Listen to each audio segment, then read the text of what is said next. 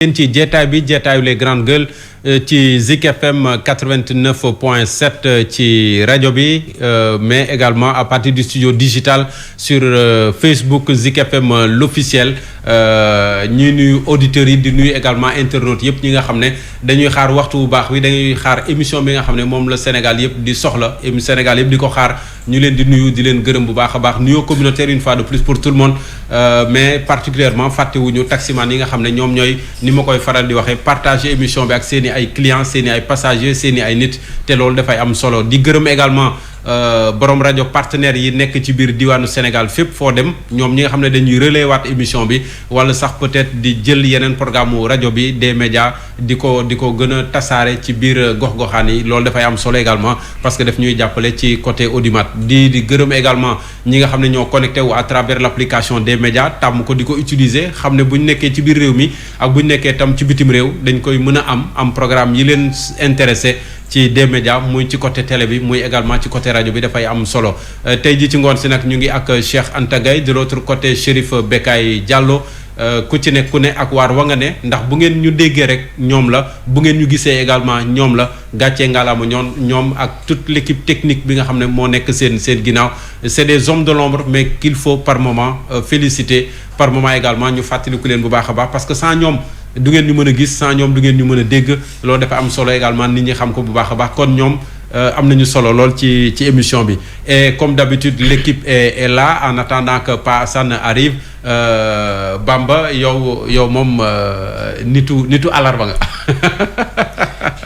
nitu alaro Bamba ñu lay gërëm di la nuyu bu baax a baax di la dalal waaw Simon di la fay bu baax a baax di nuyu aussi ñi nga xamante ne ñoom la ñu bokkal saa su ne plateau bi ku si mel ni Ibrahima Poulé wala Pape Mata Diallo moom mi nga xamante ne aussi mooy Cheikh Anta nekk si xarala gi waaye aussi ñi ñuy déglu fopp nga xamante ne moo di muy nekk biir réew mi wala bitim réew képp koo xamante ne daal yaa ngi ñuy bàyyi nopp fi mu toll nii ñu ngi lay nuyu bu baax di kontaan si li nga xamante ne moo di fidélité bi waaye aussi fa li nga xamante moom la ñuy bàyyeekoo saa su ne mu nekk waa Yëmbal Arifat la ba waaye aussi mbedd Fass ba si li nga xam moo di mboor ga ba jàpp tëli marin ba ñoom ñëpp ñu ngi leen di bàyyi xel di leen nuyu di leen wax asalaamaaleykum jaajëf Ibrahima Pouy ñu lay nuyu c'est bon maa ngi lay fay bu baax di nuyu sëñ Bamba di ko ziar bu baax a baax di nuyu Pape Matar Diallo ak Chérif Bekay Diallo ak sëñ Cheikh Anta di nuyu waa Njaareem Diourbel particulièrement suma dëkk cosaan muy Ndeeseer di nuyu aussi képp xam ne yaa ngi dëkk Grand Yoff di fa yeewoo waa Scat Urbam en particulier nag tey waa marché monument marché Arafat donte marché bi Scat Urbam boo ko moom ñoom sama monument Arafat fii côté Grand Yoff waaw koñ bu ma dëkk Scat Urbam bu ma dëkk boo jógee Scat Urbam di dem mel ni ko jëm police su Grand Yoff waaw mooy marché bi ne foofu donc pratiquement ñoom ñëpp dañuy escorté wu ci émission bi du ma ci tur kenn waaye képp ku nekk ci marché ba rek jàppal na ñu ngi lay nuyu à travers émission bi di ñaan suñu borom mu ñuy jàppale saa su ne lépp lu ñu fi wax rek muy loo xam ne nopp da koy dalloo te bu ko dalloo mu nekk lu ñuy neex a dégg lépp lu ñu fi wax aussi ci njumte ñu jàpp ne suñu njàngum bopp la ndax jàmbar amul ku ñu dimbalee am di ñaan suñu borom may ñuy tàmbale ci bismillahi rahmaani rahim yi amiin yeggal ci alhamdulillahi rabbil alamin di nuyu waa xaar yàlla ak waa Grand Yoff waa marché monument moom franchement ñu ngi nuyu bu baax marché pour marché également waa Tëngéej démb am na ku ma woon a ma ni sànq sax Kalidou Niane nekk Tëngéej moom nee na foo heure bi tam ca marché ba moom émission bi rek ngay dégg moom rek moom mooy riir foofu donc ñu ngi leen di jaajëfal également di leen gërëm bu baax a baax di leen sant Pape Matar Diallo xam naa tam Colobane tam mu ngay riir salaamaaleykum. non Pape Matar ay nopp may riir de. ay nopp sànq ba léegi man marché Colobane laa wax waxuma Pape Matar marché Colobane a ngay riir mooy marché tey. waaw bàyyil jàmbur. def na fi 1 heure temps di wuy téléphone. Pape Matar bu ko wuyu. Simon Faye di la fay. jaajëf waay boobu namoon naa ko original bi. waaw original bi waaw dem parce que dafa am ku lay topp. te mënu ko. bëri na ci non man toppandoo ma ko de. Simon maa ngi lay fay rek laay wax namoon naa ko vraiment merci beaucoup. man moom toppandoo ma la ndax sa Simon Faye boobu moom man. c'est l'original. bëri na ci morom. ku may ñu may toppandoo moom bëri nañ dañ ko dul wax. dëgg la. alors di nuyu sëñ Bamba. puy bàyyi ko nuyoo nag yow tamit nag. di nuyu sëñ Bamba bu baax a baax di ko ziar. waaw di ko wax mu ñaanal ñu bu baax a baax. maa ngi tàmbalee wax amin sax man. waaw di nuyu Chérif Bekay ak Cheikh Anta. di nuyu waa Saint-Louis du Sénégal comme ni koy defee. di nuyu waa Saint-Louis du Sénégal waa Colobane ak waa Médina ak waa Fass. di nuyu sénégalais yi nga xamante ne heure bi dañuy bàyyi seen yitte di ñuy déglu. heure bu baax bi. waaw mais boo nuyee nit ñi tamit foog nga nuyu xar yi di nuyu Ibrahima Pouye. foog nga nuyu kan. émission terminée. Bon, donc en attendant Pa Assane ñëw mu ne non nuyoo la moom déggu sa li wax de. non nuyoo la comme nuyoo bi nga nuyoo ànd nañ ci parce que nuyoo jàmm la moom tam nuyoo bi mu nuyoo ànd nañ ci parce que nuyoo jàmm la. kii nee na du ma tudd nee na naa ko nuyoon Simon. waaw ki mujjee nuyoo waaye ki mujjee nuyoo du ma ko kii. bon waaw man mu kii ko Pape Makhtar Diallo waaw d'accord. donc en attendant Pa Assane ñëw mi ngi peut-être ci beneen waar bu ñëwee dinañ def ci incha allah kon Sénégal a ngi nii te dama koy fàttaliwaat ñun lu ñuy wax. waxuñu ne mooy dëgg imposé wuñ ko nit suñu xalaat la ku ci nekk ak sa xalaat ku ci nekk sa gis-gis mais ci biir loolu également nangul ko ne gis-gisam loolooy démocratie looloo am Sénégal te yal na fi yàgg mooy penc mi nga xam ne moom la ñuy faral di def fii ci Zik FM ngoon su ne ngeen am ko altine ba àjjuma kon nag dafay am solo ñu koy fàttali li ñuy njëkk sumb naka tey jii démb dégg nañu ay universitaire te boo waxee universitaire maanaam ñoo xam ne xëy na ay jàngalekat lañu.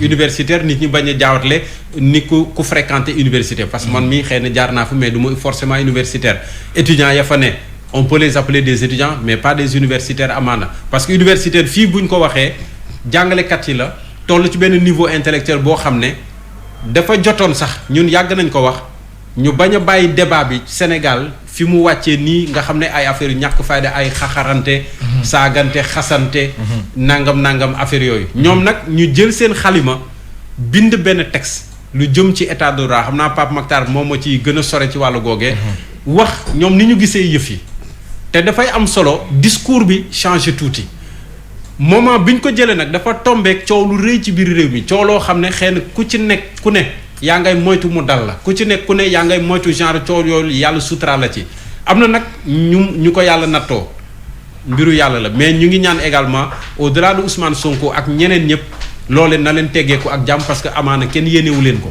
mais bu demee ba ay universitaire ay intellectuel di jël la parole dafay baax également peut-être ñun ñu mën cee taxaw ça va peut-être être une occasion peut-être qui change un peu le discours Bokar Bamba. Simon li nga wax nii am na solo trop mu nekk si li nga xamante ne mooy kaddu bi nga xamante ne jóge nañ ko si universitaires yi. xam nga yaa ngi wax sànq de bu ñu waxee universitaire baat bi jege na ak étudiants yi nekk université. waaye bu ñu waxee universitaire mooy ñi nga xamante ne ñoom ñi ngi jàngale.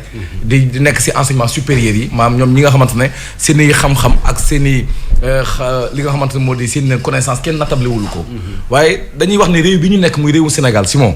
nañu bàyyi xel na am na loo xamante ne mag ñi bàyyi nañ ko fi ba pare. te ñun dañoo nekk ay ndaw yoo xamante ne dañoo fexe ba kàddu googu wala loolu ñun ndaw ñu bàyyil ñu bañ koo yàq dafa nekk benn fardeau maanaam benn mission boo xamante ne ñun ñëpp kenn ku si ne sénégalais bu si nekk am nga kàddu wala am nga liggéey wala am nga li nga xam ne devoir nga sauvegarder li nga xamante ne mooy patrimoine bi ñu mag ñi bàyyil. mais est-ce que foogoo ne li ñu mag ñi bàyyiloon. mi ngi ñu ngi koy ñàkk. moo tax ma ne am nañ nag. am nañ li nga xamante ne moo di benn devoir wala li nga xamante ne moo di liggéey boo xamante ne kenn ku si nekk si man ak yow ak ki ñuy déglu. mu gën koo bàyyi xel xam nga déjà réew yëpp fu may commencer mooy xoolal ñu mel ak yéen. ñun ñi nga xamante ñun ay jullit lañ yéen ñi nga xamante yéen ay chrétien ngeen.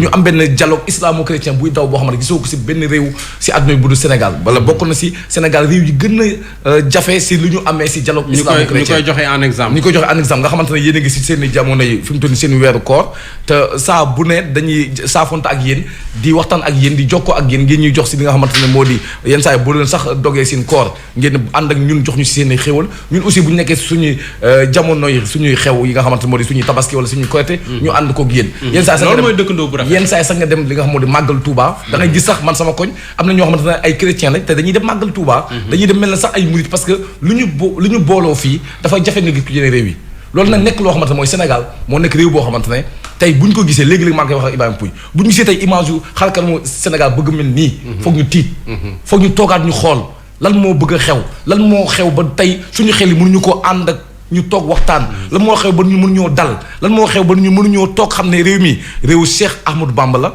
réewu Maam Limaamu la waaye aussi réewu Cheikh Bou Kounta la waaye aussi mag du bëree bëri fee jaar waaye aussi mais nag moment boobu la universitaires yi ma koy fàttali 102 téeméer ak ñaar effectivement nga xam ne jàppee nañ leen ay boromi xam-xam effectivement ñoom ñoo yëkkati seen i xale mu bind wax ak askan wi wax ak sunu kilifa yi mais également wax ak ñun ñi nga xam ne ñun ñoo féete suuf moo tax ma ne la même universitaires yooyu nga wax ñen ñoo ñu togg mooy Cheikh Anta Diop moo ñoo ñu togg Cheikh Anta Diop ku ko xam si Afrique xam nga ne liggéey na fi loo xamante ne kenn naatabliwu ko kañ moo ñu togg mooy ku defar tey suñu état mu nekk état bi nga xamante tey démocratie bi mën nañu ko wax si Sénégal si Afrique muy Léopold Sédar Senghor kan lañu mën a waxaat keneen koo xamante ne am na fi boobu xam-xam ñu bëree bëri te jaar nañ fi ñoo xamante Lamine Gueye premier député à l'Assemblée c'est-à-dire dama la bëgg wax ne la kon tey ñun ñi nga xam ne ñooy ndaw Sénégal ñun war dañoo toog ñu xoolaat suñu bopp si kanamu seetu ñu xoolaat xam ne ñun ñii nag ñi nga bëgg a bàyyi li nga xamante ne moo di can gi ñu bàyyee te Simon buñ la bàyyi ak benn can dangaa war a nekk koo xam ne dangaa noble ba mën koo delloo si anam yu gën a muccee ayib waaye fi mu toll nii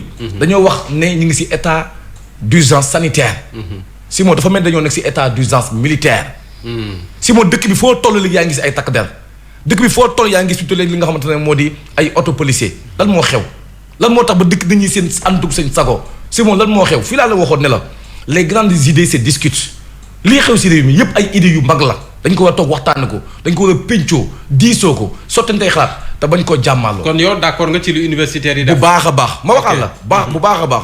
ma waxaat ne universitaires yooyu ñu wax dañoo wax si benn baat bu am solo muy état de droit. au Sénégal si moo xam nañu tekki luy état de droit. état de droit mooy ñëpp na leen yamale sa kanamu yoon. waaye aussi yamul foofu de ñu ne mais aussi nañu def bëgg nga xam la séparation des pouvoirs maanaam ku nekk. fa nga féete nga def la nga fa war te bañ a laal si keneen. maanaam le pouvoir exécutif. d'accord yam sa palais ba. dinañu ñëwaat le pouvoir judiciaire dans le fond de leur sortie. waaw mais li ma bëgg wax ko daal comme li ma bëgg wax si commencement bi mooy. lii ñu def ñoom. lii mooy seen wareef. ok li ñu def nii mooy ñu jëm a fexe ba nit yi toogaat dal waxtaan ndaxte réew boo xamante ne kenn mënu koo pàccoo. kon dañ koy pencoo te c'est venu à son heure. Pape Makhtar ànd nga ci intelligentsia bi jël finalement la parole pour changer peut-être le débat ramener les gens à l'essentiel surtout autour de l'état de droit peut-être le fond du manifeste nañ ci ñëwaat ci kanam mais au moins dans la forme comment apprécier ça ci contexte bi ñu nekk. mais absolument parce que aussi xam nga réew boo ci nekk dafa am li nga xamante ne mooy sa responsabilité. te da nga ko war a assumer. Simon ñoom balaa ñu doon universitaire wala ay intellectuel dañu nekk ay sénégalais. nekk ay citoyens à part entière. tout à fait réew bi nga xamante ne mooy Sénégal ñoom non seulement fii la ñu juddoo. mais réew mi moo leen protéger moo leen permettre ñu juddu moo leen protéger. jox leen éducation jox leen lekk jox leen naan ba tey jii. ñu mën a doon ñi nga xamante ne ay borom xam-xam lañ. donc xam-xam boobu tey jii bu ñu koy jël waruñu ko mën a yóbbu feneen fi nga xamante ne fu dul ci réew mi. te ñoom aussi dañu am xalaat ci réew mi c'est-à-dire dañuy naan parfois te ñu war ko sañ a wax. absolument dañuy naan parfois ñu war a wax ñooy wax parce que aussi bu nekkee ñi nga xamante ni entre guillemets ñoo war a wax. waxuñu. mais Pape Makhtar dina wax. donc boobu xam-xam yi xam-xam aussi dafa dañ ko war di discuter. sur la place publique. dafa am loo xamante ni waaw voilà boo amee xam-xam da nga koy ñëw di waxtaanee nit ñi. di naan kat situation bi ñun dañ siy joxe suñu point de vue. joxe ñu si leçon mais am nañ si aussi sañ-sañi ni lii de wala réew mi nga xamante ni ñun ñëpp a ko bokk ñun ñuy ay sénégalais à part entière ñun ñi nga xamante ni ci Sénégal gii nañu bokk suñu njaboot fi lañ bokk. am nañu sañ-sañ ni réew mi nii muy doxee de gënul te am nañ si xalaat boo xamante ni wutee na ak li nga xamante ni am na. donc loolu rek man dama koy ci forme dama koy rafetlu parce que loolu mooy seen rôle. intellectuel mooy ki nga xamante ne tey jii dafay nekk di xalaat lan moo war a fexe di jëmale askan bi kanam. mais du koo xamante ne day toog ci salon di ko def comme ni ko ñenn ñi di defee. toog di critiquer nit ñi naan woy man je suis professeur c'est-à-dire Sénégal aussi loolu mooy suñu problème. nit ñi parfois seen titre yi nañu gën a attaché que li nga xamante ne moom mooy seen li nga xamante seen rôle. ñaata nit ngay dégg mu lay présenté wu buy présenté naan man je suis le professeur tel wala tel wala tel. balaa mu lay wax leneen sax santam sax balaa mu la koy wax day naan man la professeur diw. titre bi lay jiital man la docteur diw man la lii diw man la lii diw. alors que sa titre boobu voilà sa titre boobu tey jii. xam-xam ba mu àndal bu nekkee xam-xam bi doo ko partager ak ñi nga xamante ne mooy askan bi mais amul benn sens amul benn njëriñ askan bi. donc je crois que li nga xamante ne mooy responsabilité intellectuelle mooy di xool situation réew mi. ni muy demee buñ si àndee ñu tàccu ni lii nga xamante ni xew na ci réew mi de. lu baax la day jëmale kanam réew mi. bu ñu àndoo ci aussi ci nu situation bi di demee mais ñu génn aussi wax seen point de vue par rapport à ça. donc loolu yaakaar naa ni. ñëpp a si bénéficié wu. ñii ne ci kujje gi ñii ne ci pouvoir bi mais aussi citoyen sénégalais bi nga xamante ni dañ koy tuddee entre guillemets lambda. parce que moom aussi dina mën a trouver li nga xamante ni moom mooy paroles yi nga xamante ni entre guillemets yu crédible la. parce que aussi day jóge si ay technocrates yoo xamante ni xam-xam nañuy waxee. waxee ñu ci par parlo parce que aussi par parlo dafa bëri ci dëkk bi si moom. c'est vrai Ibrahima pour universitaires yi bu ñu jëlee kàddu c'est normal. bu ñu waxee également état de droit c'est normal dinañ revenir at ci peut-être le fond de leur manifeste mais fii defe naa lañ leen fi doon xaar parce que discours bi ñu tàmm di dégg mooy discours boo xam ne daal ay ni ma ko introduire ay xaxarante ay yu kenn xamul vraiment détourner tout le monde de l'essentiel et je pense que ñoom bu ñu defee lii également c'est à leur honneur. waaw xam nga dafa am loo tàmbali da nga ne on va parler d'abord sur la forme. après dañuy dugg ci fond bi. waaw man ci forme bi laay laal. waaw. après ñëw fekk si la ci analyse bi ngay teg ci fond bi. parce que aussi fond bi man lire naa ko mais am na si loo xam ne sama appréciation bopp la. parce que texte la boo xam ne ku ci nekk yaa ko na nga koy apprécier. waaw ku ci nekk na nga koy gisee. voilà ils sont 102 universitaires. on leur doit du respect et jox nañ leen ko. waaye nag ça ne veut pas dire que ñoom lu ñu wax rek. 102 universités yi looloo am. parce qu'il y a plus de sur les 102 universités il y a d'autres universités. il y a d'autres universités yoo xam ne seen tournée wu ci ça également c'est à souligner. L'appréciation du fond du texte mën na wute ak ñi nga xam ne seen bos noonu la demee. mais au moins le fait est que ce qu'on peut appeler intellectuel au moins jël la parole. effectivement participer au débat public. léegi nag sur la forme. man dama yàgg di wax naan intellectuel yi. lu dal réew mi seen loxo génnu ci. xam nga lu tax. bëri na si moo ay intellectuels yoo xamante ne tey jii am nañu background bi am nañu compétence bi. am nañu idée yeeg esprit bi pour bokk ci liy doxal réew. mais dañoo rejeté wu toog seen ruq ne ñoom duñu politique. xam nga lu tax parce que fi ñuy féetale politique léegi daanaka Sénégal ni ñu koy defee dafa xaw a salte sax. salte xeetu salte goo xam. ba ñoom duñ ci gis seen bopp. boo si nee nit sax politicien léegi sax koo ci ne politicien nga butit. léegi nag ñoom suñu demee ba gis ne. tey seen xam-xam mën naa jëriñ réew mi. te mënuñu ko utiliser fenn fu dul ci jaar ci politiciens yi pour mun ko andi seen contribution. wax dëgg yàlla image bi politiciens yi yor tamit wax dëgg yàlla moo tax ñu toog jàpp seen njàmbur. mais loolu warul tax ñu toog. warul tax ñu toog kon tey manifeste bii ñu def ñoom en tant qu'intellectuel du ma nee c'est venu à son heure yéex naa ñëw. yéex naa ñëw. parce que fi mu nekk nii tout le monde doit être un intellectuel. muy sëriñ si war nañoo def seen manifeste. muy kër jàngu gi muy intellectuel yi. muy marchand ambulant yi. damaa jàpp ne Sénégal toll na foo xam ne ndëpp. national lii Cheikh Ahmed Tidiane Sy Al Maktoum doon wax naan nañ sang réew mi. foofu lañ toll. te waxin la ba ne nañ sang réew mi ñu bari nañuy jàpp sang réew mi naka. sang réew mi xam nga lan la. ci li ma jàpp man. solo analyse bi ma ko defee. mooy jikko yi nañu raxas jikko yi nañu fóot suñuy jikko. nañu laabal suñuy jikko nañu sellalaat suñuy jikko nañu retourner à l'orthodoxie ci ñi nga xamante ne ñoo créé Sénégal ñun créé wuñu Sénégal. c'est pas nous c'est pas les politiciens actuels qui sont là. ñun la réew mi dafa am ñoo xam ne seen loxo da cee tegu. ñun liggéey ko kon tey bu ñu demee ba réew mi toll fii xaajaloo am. Sénégal esprit partisan léegi rek a fi am ki far na.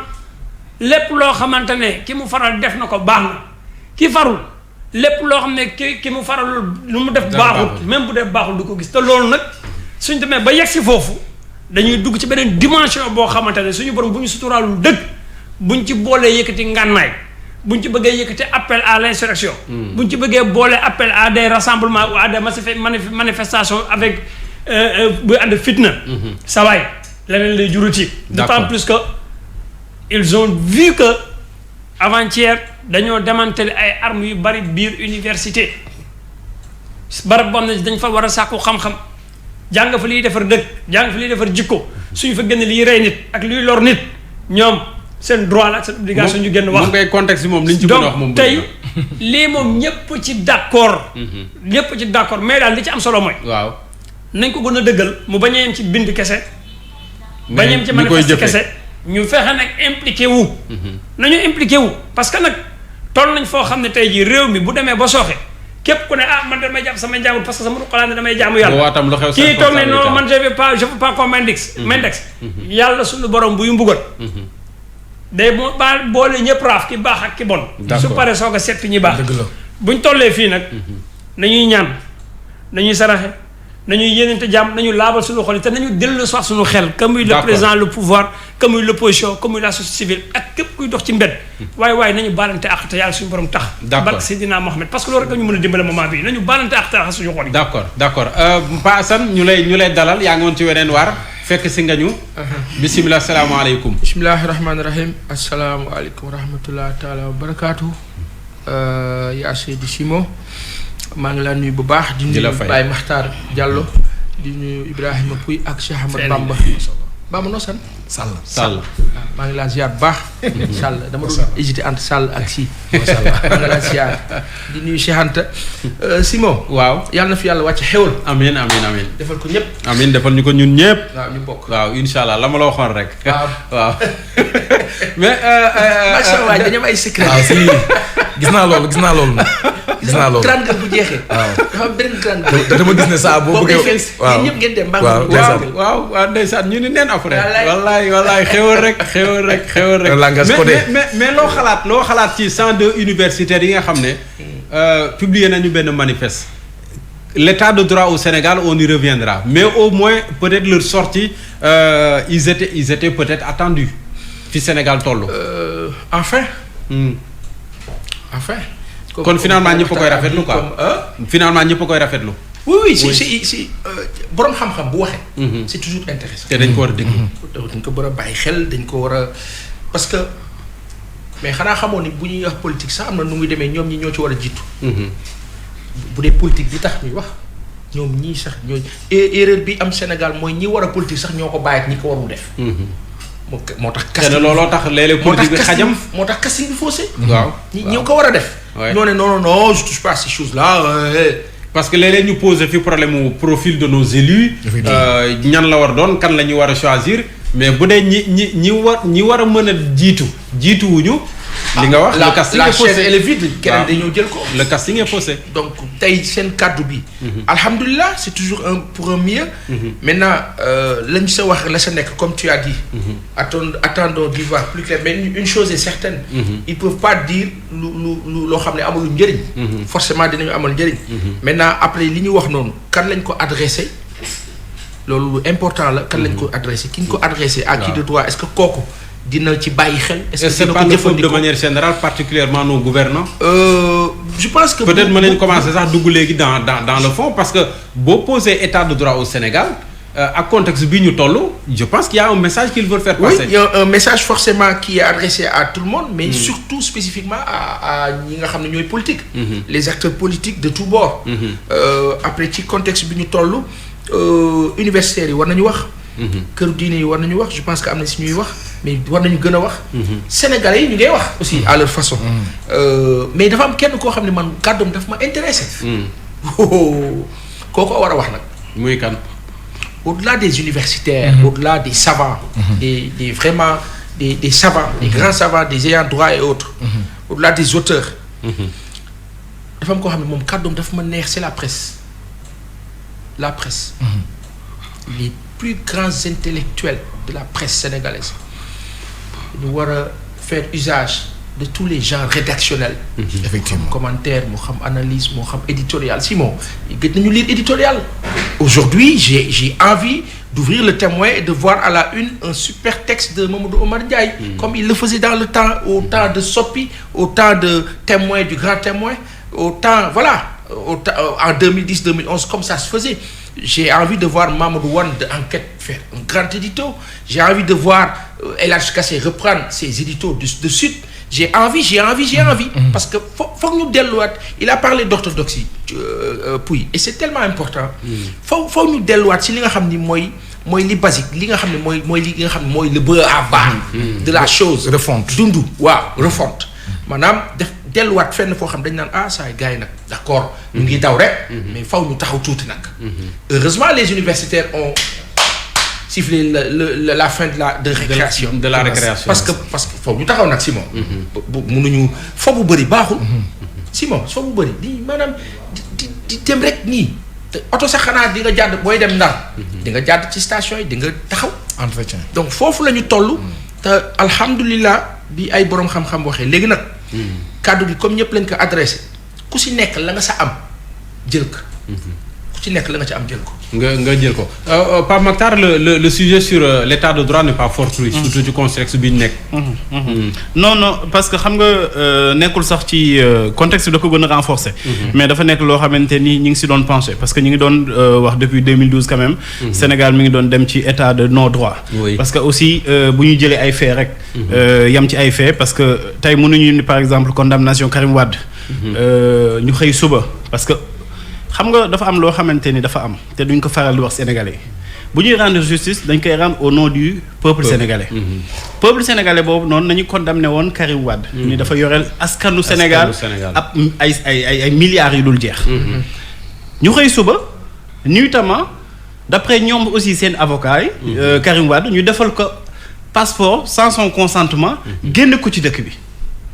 boobu ba tey Karim Wade mënatul teg tànkam ci dëkk bi mënatul teg tànkam fii. donte mi papa mi ngi fii dinaa ñëw. waaw voilà papa mi ngi fii. nekk ci brise de mer bi di ko bëgg rey.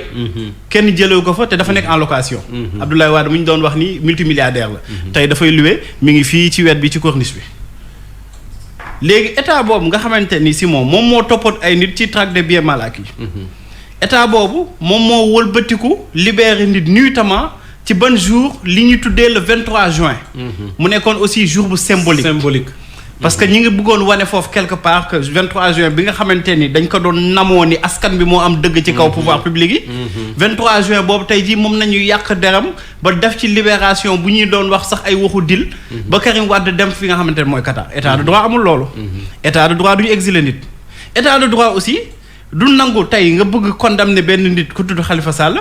ci xaw ma ñaata maire 50 plus de 50 maire nga tànn ci maireem singali ko topp ko bien que man damay jàpp ni caractère sélectif d'accord mën nañ ko wax mais am na ay faits mais faits yooyu bu ñu ko doon toppee yeneen maires yi aussi yeneen maires yëpp boo moytul si 90 85 yi daañu tëdd c'est clair ñu tànn ci Khalifa Sall jël dugal ci kaso bi def lu leen neex ba xëy suba libéré waat plainte xaw ma kii bu ko bu demande de grâce bi sax moom ay avocat am dañu ni woon ñoom binduñu ko. am na ku ñu si doon tudd comme suufam mi ngi xaw ma yaxam mi ngi ci suuf dañ koy ñaanal yàlla suufam suuf sedd ci kawam. amiin. alors état de droit aussi tey Simon ak yeneen yoo xamante ni tey bu ñu la doon defal di dellu si waat ci D-Média bi nga xamante ni en 2020. premier cadeau bu ñu defal mooy tëj suñuy antenne. suspendre fréquence. pendant une semaine. ci état de droit. Serigne Sidi Lamine Niass ci élection wala kii la woon référendum.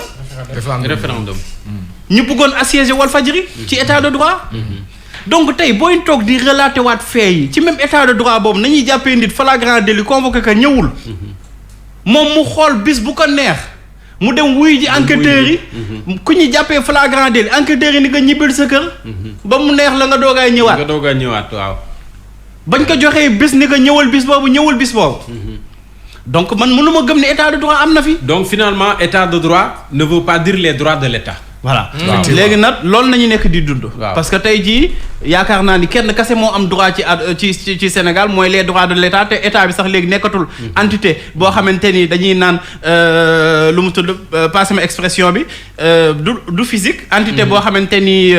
impersonnel existé wul. waaw. mais fictive. mais léegi tey jii entité bi ñëpp dañuy naan état bi Macky Sall la. Macky moo yor justice ndax Macky moo toog 31 décembre ñëpp di ko dégg mu ni Sénégal gii am na ñoo xamante ne bu ñu leen jàppee réew mi tàkk kenn du leen jàpp. donc nañ teg fële droit constitution parce que bu nekkee dañuy waxu loi dafa nii moom dafa impersonnel. dafa général. dafay appliqué wu à tout le monde amul benn exception ba ci ki nga xamante ne mooy njiitum réew. moom mu am sañ-sañu téye yenn dossiers yi. moom tamit ay ñaata Cour des comptes. beneen bi lu mu tudd amul benn corps de contrôle bu deful ay liggéeyam indi fi lan nañuy wax ay commission nañuy créer. donc tey ji ana état de droit bi si yooyu yëpp. donc je crois que tey bu ñuy defaat historique bi di dellusiwaat ci li nga xamante ne moom mooy état de nos droits bii ñuy dund au Sénégal di fàttali rek bërki démb ba ñuy toll ci pandémie Simon. artistes yi dañ leen bàyyi ñu manifester. fii ci place de l'Obélisque. paasa lañ fa woon. te au même moment amoon na ay activistes yu bëggoon ànd ak ay pêcheurs. ni dañuy manifester xam nga lan nañ leen def bu nu commissariat nañ leen jàpp neen trouble à l'ordre public dugal ci kaso bi. pendant 4 jours. donc xam nga bu ñuy nekkaat fii di relater waat di waxaat fii la ñuy toog ba fajar parce que nekkuñu ci état de droit. kon ces universitaires nous rappellent à l'ordre. mais c'est ça nos gouvernants à l'ordre également. parce que loolu mooy seen rôle. xam nga rôle équidistant bi parce que ñoom dañu war a jouer le rôle de pont entre citoyens yi ak pouvoir public yi. ñoom bu ñu gisee que ñi nga xamante ne ñoom ñoo yor li nga xamante ne moom la ñuy wax force légitime ak violence légale. ñoom ñooñu tey jii ñoom ñoo war a fexe ba. li nga xamante ni dañ ko war a sàmmoo ci ay àq ak yelleef ak ci ay constitution ak yi nga xamante ni ay charte la mais ñoom bu ñu koy jalgate mais il faut mu am ñu leen di fàttali loolu. tout à fait donc je crois que ni li ñuy def tey jii vraiment mooy seen rôle tey bu ñuy naan ay ñoom Pawlish ak ñeneen ñi ngi leen di invité c'est parce que ñoom ñoo déserté woon. ñoom voilà waaw. xam nga boom xam-xam bu demee. ils ont ñu indi keneen déserté la place publique. mais c'est ça la nature a horreur du vide. donc vide bi créé wu na nit ñi xamatuñu kan la ñuy déglu bu ñuy déglu ay éternels politiciens ñooy ñëw ci télé yi di xasante. di xuloo kii di naan yow defoon nga fi lii kii naan defoon nga fi lii ku nekk di justifier position par rapport à l'autre donc intellectuels yi tey jii bu ñuy ñëwee indiwaat le débat li nga xamante ni ba fi ñuy def ay comparaison xam nga bu ñuy ñëw ku mel ne ay idi dictateurs yu mel noonu bu ñuy rappeler yooyu fee di def comparaison bi sax quelque part ak Sénégal tey actuellement ni ñuy dundee mais war na mën a doon problème war na mën a doon problème donc je crois que chef de l'État président Macky Sall moom xam naa ne du ñuy déglu France 24 lay déglu ak RFI bu doon déglu Sénégal non mais je crois que tey Macky Sall bu doon déglu Sénégal di déglu bu xëyee suba déglu Ahmed Aïdara teg ci tës di déglu Grande Gueule di déglu aussi wax sa xalaat ci Walfadjri rek feneen ak feneen ak feneen buy déglu préoccupation sénégalais yi comme moom neen dafa bëgg xam lan la sénégalais yi di dund bu leen doon déglu très sincèrement dina xam ni kat vraiment état de droit amatul ci dëkk bi parce que aussi état de droit bi ñuy wax bërki dem ay xale ñoom ñoo fi violé li nga xamante ni mooy couvre-feu ba bakkan ndas fi waaw mu ngoog condamnation yi dégg nañ ko ay 8 mois ngay dégg yu kenn xamul et au même moment toxkati yàmbaay ñu ngi ci kaso bi di xaar jugement donc vraiment état de droit man je dirais que état de non droit tey bu ñu amee ay intellectuels ñu jël seen responsabilité mënuma loolu saluer ko Pouye sànq yaa ngi souligné ne c'est 102 intellectuels universitaires qui ont signé le manifeste am na ñeneen ñoo xam ne également peut-être gisuñ ci seen tur wala bokkuñu ci mais quand même ñii li ñu wax war nañ cee mën a bàyyi xel. waaw effectivement parce que ñoom déjà dañoo ne il déplore le recul démocratique. La mystique du troisième mandat et notre avenir politique qui est dans les abîmes depuis 2012. ñetti baat yooyu. mooy recul démocratique. ok man dama jàpp ne recul démocratique moom gisuma ko fi. maanaam démocratie bu Sénégal. bu dellu ginnaaw bu deful tànku kanam moom jéego ginnaaw la def. recul kañ mooy dellu na ginnaaw rek. waaw. li may jàpp. waaw. état de droit bi nga xam ne moom lañ njëkk a wax. su fekkente ne dafa méngoog tension yi nga xam ne moo am jamono ji. moo tax ñu wax recul de la démocratie. waay. ñu ngi jàpp ñëpp ci lan lañ leen jàppee ak lan la leen yoon toppee. kon bu ñuy wax état de droit ñi nga xamante ne tey dañoo woote wala ñu jàpp ne tey ku mel ne Clédor Sène audio bi nga xam ne moom la wax partagé dem. ba yoon jëli ko su fekkente ne waruñu koo jàpp la ñu wax. ba tax ñu ne recul état de droit loolu mooy vrai état de droit ndax dañu am police ak gendarmerie ñu war a fas yéene taxaw ci kaaraange askan wi. kon bu ñu gisee loo xam ne lii nan naa di lënt leen ci askan wi am nañu sañ-sañ teg seen loxo teg seen tànk pour dëkk bi bañ a tàkk Bamba ngi wax léegi naan dëkk bi foo tourné ay gendarmerie ak ay policiers mais tension yi am ci dëkk bi. ku nekk xam na ne xel dalul. à tout moment jàpp nañ ne manifestation mun na am yëngal mun na am. Rébellion mun na am donc c'est normal état day alerter day waajal boppam. ñun la ñuy protéger il protège les Sénégalais mais imagine tey jii bu fekkee ay menaces ñëw na ci réew mi ku nekk toog policiers yi toog dañu xaar ba mu ne teel ñu soog a taxaw loolu moom dama jàpp ne bu fekkee ne recul démocratique rek la man dama jàpp ne loolu amu ci li si des nag war nañu ko améliorer bu ñu duggee nag ci wàllu nee nañu une avenir politique boo xamante ne. daanaka dafa nekk ci abib Sénégal 1960 ba fii may wax ak yow suñu avenir politique dafa mas a nekk ci ay abib bu ñoo xoolee système politicien bi suñu dëkk yi suñu leader yi di doxale amu ci kenn koo xam ne tey bu ñoo xool ci yow yénn dëggantaan bi tax nga ne da ngay woote responsable politique bañ dénk la ndombal tànk bu fekkonte ne yéene bu am nga ko doxee ko ni ñu la ko sante réew mi avancé quand on parle de détournement quand on parle de vol de deniers publics mais quand on parle de marché gré à gré mais politiciens rek lañ ciy tudd te loolu yàgg na fi parce que ñoom ñoo yor poste ñoom ñoo yor poste yi ñoom ñooy fal ñooy folli ñoom ñoo yor bagage yi ñoom ñoo yor l'argent du contribuable sénégalais di ko passante fii nga gis ay ministres ay milliardaires lañ ay DG milliardaires. mais est-ce que kon justement jotul intellectuel yi ñëw soobu ca langue politique ñoom tamit mais peut-être am na ñu ci ne. xam nga sax mais bu ñoom ñëpp nekkoon au devant. mais ñi ci nekk. dañuy jàpp ne daanaka nekkatuñ ci esprit intellectuel ñu baal ma mu tudd ay tur Latif Coulibaly gis nañ ko fi benn moment boo xam ne il était tellement apprécié par tous les intellectuels du Sénégal tey il a clairement montré que c'est un militant. bu ñuy wax le juriste là Pape Matar le ministre. Ismaïla Madior Diouf waaw. mais il était aimé par Ismaïla Madior Fall il était aimé par tout le monde mais dafa dem ba féetewu ànd ak pouvoir mais bu ñu demee ba benn moment boo xam ne mais ànd ak pouvoir tam du délit. non xaaral non je sais. non on ne dit pas ça. voilà mais dama ne tey ñi nga xam ne ñoom lañu yaakaaroon. pour ñu redresser réew mi pour réew mi teguwaat ci yoon. suñ demee ba doon kaas ba ñëpp di ko rafetlu ñu wëlbatiku làqu ci ginnaaw pouvoir. ñu dem ba gis ne am na loo xam ne ñu ngi koy def ci réew mi te ñi nga xam ne que ñoo koy def pouvoir bi la. ñoom mënuñoo réagir. y a une malhonnêteté intellectuelle boo xam ne tey jii moo tax Sénégal doxul man ci ni ma ko jàppee. te intellectuels yi am nañ ci responsabilité. mais tout le monde a une responsabilité. te nag dafa am benn baat boo xam ne le premier responsable nag c'est le président Macky Sall. et je le répète tout le temps en 2012 dafa doon toog di wax fu ne rupture parce que li fi nekkoon baaxutoon nañ ko dindi. gisoon nañ fi pouvoir bi fi nekkoon muy président Abdoulaye Wade saccagé woon nañ fi benn maison de presse kaasoon na ko foncier bi le président Macky Sall wër na fépp foo amoon problème foncier ba ci aéroport te xam ne su ma yéeg dinaa dindi problème mu suuf si naa ko réglé affaire licence de pêche yi président waxoon na ko fi affaire détournement yi ñuy wax dañuy public yi waxoon na fi ba créé OFNAC soo gisee yii ma la jot a limal yëpp bi président Macky Sall yegsee au pouvoir actuellement nii mais tey la gën a graaw que di fi nekkoon daaw xam nga lu tax quand on parle du foncier au Sénégal mais ñaata villageois la ñuy nangu seen i suuf tey di ko jox ay multinationales yoo xamante ne teguñu ko ci benn cadre benn base bu leer. loolu bokkul ci état de droit. mais loolu kañ. mais état de droit kañ mooy defar li nga xam ne baaxutoo nga defar ko parce que Macky Sall bi muy laaj le mot rupture bi mu doon utiliser mooy su ma yéegee dinaa andi un état de droit bu normal bu légitime man cadre boobu laay waxee. l'OFNAC on parle de l'OFNAC. Il y a combien de DG qui ont été interpellés par l'OFNAC donc am nañ droit dem wuy ji quand on vous dit que dañ la épinglé am nga droit dem leeral mais tey ñi épinglé ci gouvernement Macky Sall ñu ci bari tey ay ministres lañ amu ci presque kenn ku ci wuy ji OFNAC te pourtant dañu leen jiñ alalu askan wi. bu baax président Macky Sall toogoon na fi ne du ma fat kenn.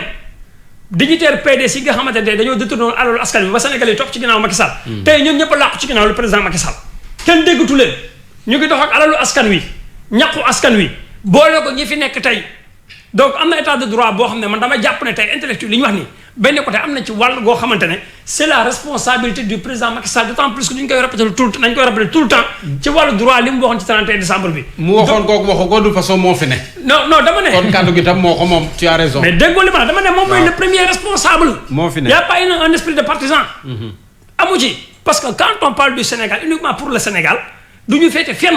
dañoo war a xool li nga xamante ne moom moo fi ne te muy lu tilim wala lu ñu war a yeesal wala lu ñu war a yokk defaraat ko ki nga xam ne moo jiite réew mi. sa waay da ci bëri ay failles de communication yoo xamante ne saa su ne bu waxee lu jëm ci état de droit wala lu jëm ci démocratie wala lu jëm ci liberté d'expression. mais da nga ciy gis loo xam ne da lay naqari parce que Pape Matar wax na ko man bi ñuy keroog Zik FM fii la ma fekk dañoo yegg si pour wax ci rajo bi wax ak askan wi. parce que premier socle démocratie. mooy la liberté d'expression. et quand on parle de liberté d'expression c'est mooy garnir créer l'environnement bi nga xam ne mooy tax tey jii presse bi nga xam ne moom mooy jottali xibaar. nga xam ne day jël information jox ko Sénégal yi communiqué gars yi xam fi ñuy teg seen tànk ñooñu boo leen xañee seen kàddu xañ leen wax parce que lan am na loo xamante ne yow jàpp nga ne warul woon am y a un problème man daal li may wax mooy que muy intellectuel que muy le parti au pouvoir que muy l'opposition toll nañ foo xamante ne jot nañu saytu réew mi jot na parce que mënuñu tamit nekk ci réew moo xam ne ñi am ñooy am di dem ñu ndool di gën di ndool di dem d'accord ñi nga xamante ne am nañu ay diplôme suñu xëyee du ñu xam fu ñuy wuti liggéey boo bokk ci parti politique boo xam ne ci pouvoir bi la nekk wala amoo branle wala amoo relation sa waay sa compétence da nga koy jël denc ko sa biir poche toog ci loolu dafa war a dakk que muy le président Macky Sall que muy l'opposant bi nga xam ne moom mooy aspiré pour jiite réew mi damaa jàpp ne sax balaa ñuy remplacer un président de la république bii fi nekk tey muy le président Macky Sall balaa ñu koy remplacer. kii ko war a remplacer dama jàpp ne il est temps que Sénégal yi toog saytuwaat ko xam ban président la ñu war a am. parce que nag la majorité de nos dirigeants et de nos politiques dañ ñoo décevoir wax dëgg yàlla te Macky Sall am na lu bari loo xam ne. tey da ko waroon fóot. raas ko mais tey dafa jël loolu nga xam ne da ko waroon fóot. jël tilim ka teg ko fa maa ko wax nag et c'est ma propre responsabilité. dama jàpp ne tey lii nga xam ne def na ko lii nga xam ne tey réew maa koy laam-laame. waaw tantôt ñu ne recul démocratique. tantôt ñu ne état de droit amatu fi. tantôt ñu ne nangam dictature intellectuelle moo fi am. lu ci bari 95% c'est la responsabilité du président Macky Sall. d'accord donc war na koo def. Bamba état de droit peut-être le sujet peut sembler très intellectuel. mais boo xoolee li ñu toj ci biir recul démocratique avenir politique yooyu yëpp c'est accessible. Aux Sénégalais disons lambda. Mais est-ce que t'as pas l'impression que ñoom li ñu wax nii déjà. moom le peuple bi de manière générale di wax. Simon permettez-moi. ma élargir manifeste bi nga wax. waaw xam nga bu ñu waxee ne ay universitaires ñoo bind xool réew mi ni muy doxee. ñu joxe seen xalaat jéem wax ne foog ñu togg pencoo waxtaan.